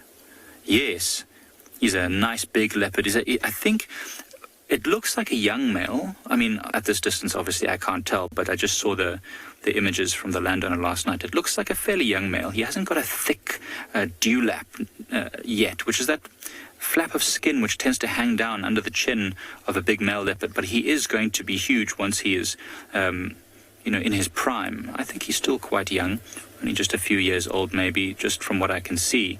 But he's already big, strong. You see that impala, and he's, about the size of the impala, or probably even bigger than the impala, to be honest. He's plucking off the hair right now. Can you see that? So there's not much meat left on there, but what meat there is, it wants to avoid any hairs. So it's busy plucking. Oh, it looks like it's trying to reposition itself to be more comfortable, or maybe it's going to come down off the tree. Oh no. There it goes, down into the thickets where it can be hidden. I'm not sure why it moved. I mean, as I said, there is another vehicle moving into the sighting, so it might have been that. But there's still meat in the tree, and you can see there's still movement there. This leopard is still... There it goes. I think it's out the tree now. Just a bit of movement right at the bottom of the screen there. So I'm sure he'll come back. There is still food there, and he was feeding. So hopefully this leopard will come back and continue feeding a bit later. It's getting very hot now. It might wait until it's much cooler before it actually gets into the rest of the feeding. Let the food digest now. When you've eaten a lot of meat, I don't know if you've ever been to an all-you-can-eat buffet, but when you eat a lot of meat, you tend to get those meat sweats. So wonderful that we managed to find that leopard eventually. It was up in this tree. Great teamwork from all the guides on the reserve to eventually find him.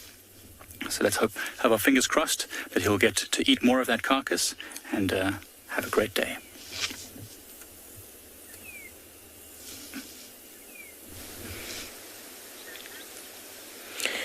So as you can see here, we've got a beautiful bird right in the middle of this bush. We've left those lions. They were being very, very sleepy and not doing too much, but we have come across a great spotted cuckoo. And this is actually my first... Oh, there it goes. It's my first great spotted cuckoo I've ever seen on Phinda. They've just started arriving back. They are migrants. Oh, there it is. Oh, no. You can see those beautiful spots on the back. It's got a grey head and then quite a white belly. And a little bit of rufous, sort of peach colour on the chest. It's difficult to see from here. So they have just come back from migrating sort of all over Africa. It's really trying to hide right in the middle of this bush. It's so wonderful to see all these migrants coming back.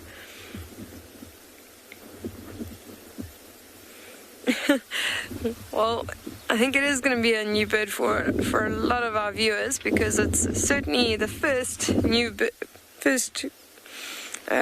great spotted cuckoo that I've seen, which is really quite exciting. When you guide on a reserve for a while, it's very rare to actually come across a new species of bird that you've never seen before. So this is a wonderful experience for me. Props to our cameraman Craig, who pulled off this amazing spot as we were driving past this bush. I don't know, can we still see it in there? I might have lost it. I'll have a look.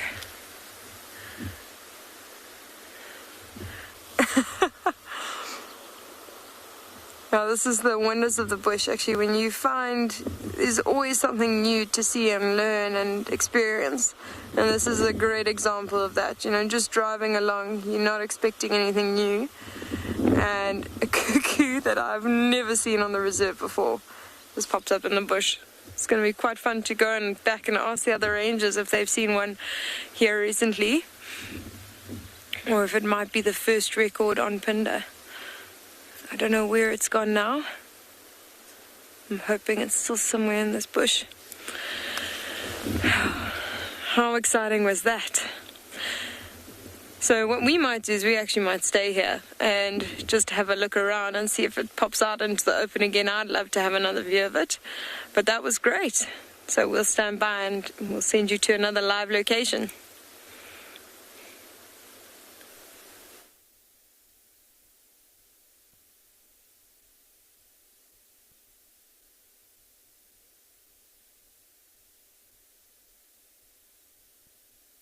Rolling plains of the Masai Mara. The beautiful rolling plains of the Masai Mara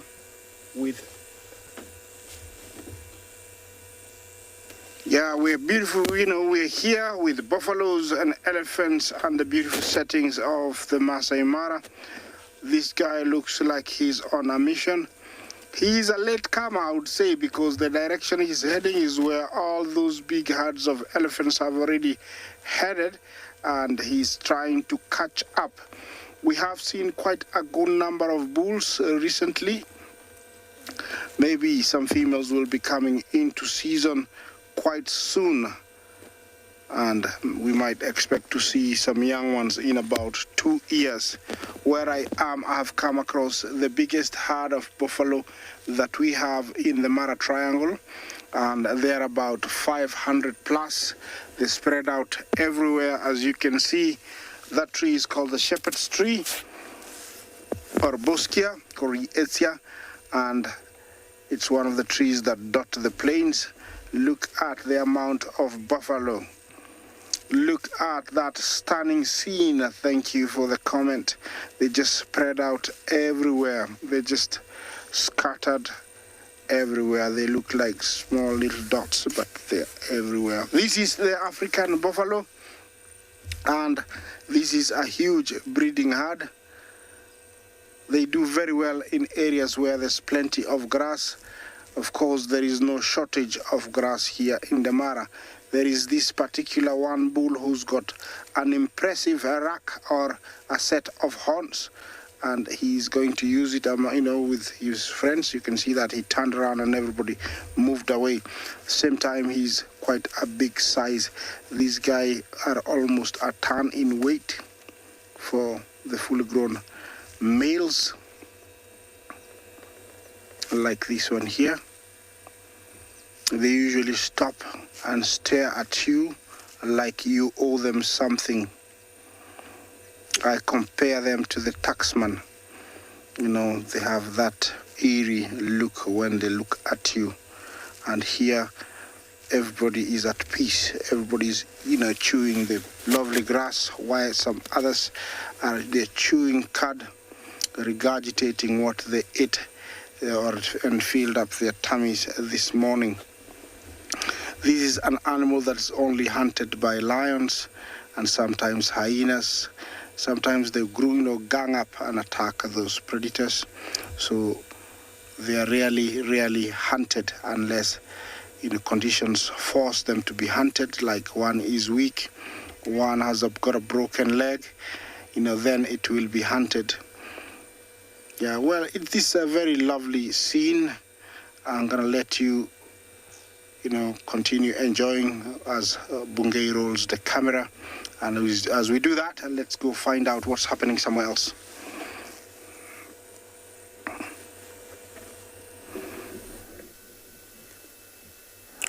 Our cheetah is still resting. You can only see the tail wagging, maybe swishing off flies. It only stretched once, then went back to the same position. So this is what will happen for the rest, like 20 or 25 minutes, depending on how prey might come here. Sometimes these cheetahs, when they're in that position, they're sometimes surprised by prey. But cheetahs have a very specialized way or a particular style of hunting. So as soon as this cheetah walks and maybe locates prey, it starts by stalking and then getting to a very good distance. And then it's always followed by an explosive acceleration to a full speed of about 100 kilometers an hour. How cool is that when you watch this cheetah run? So what makes them also isolate prey? They tend to select the least vigilant prey on the fringes of a group. So they walk and see the less vigilant. They isolate, especially the young ones sometimes can be a little bit absent-minded, not aware of any predators around. But sometimes when they don't surprise them, they end up losing that sighting because they have to work on the element of surprise. So the most common cause of failure in cheetah hunts sometimes comes from them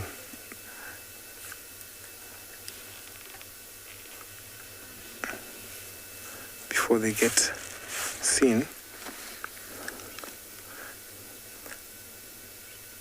We have zebras up in the background, but sometimes you find that because zebras have a very sharp eye, the smaller prey Thompson gazelle, impala, will like associating whenever there's zebras within their vicinity. So that will heighten an awareness of this predator being around. That is sometimes what makes most predators fail on an attempt, because of the zebras.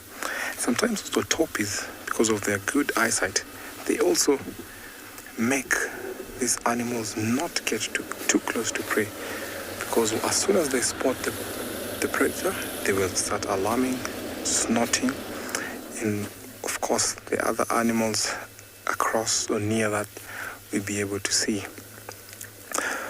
So thank you so much for joining us. We've been having a very good morning.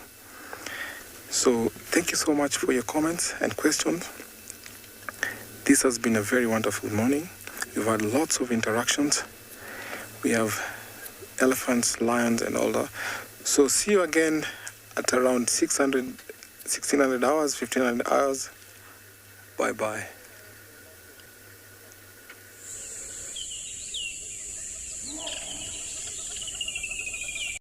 WildEarth is bringing the greatest wildlife spectacle on Earth to you live on this channel. There's a lion right next to us. Lion kill live at the crossing. She's got it. Travel the plains of Kenya's Masai Mara and watch the Wildebeest migration unfold in real time. One of the greatest wildlife wonders on Earth. This is the most amazing thing I've ever seen. My heart is absolutely pounding. Tune in daily only on WildEarth.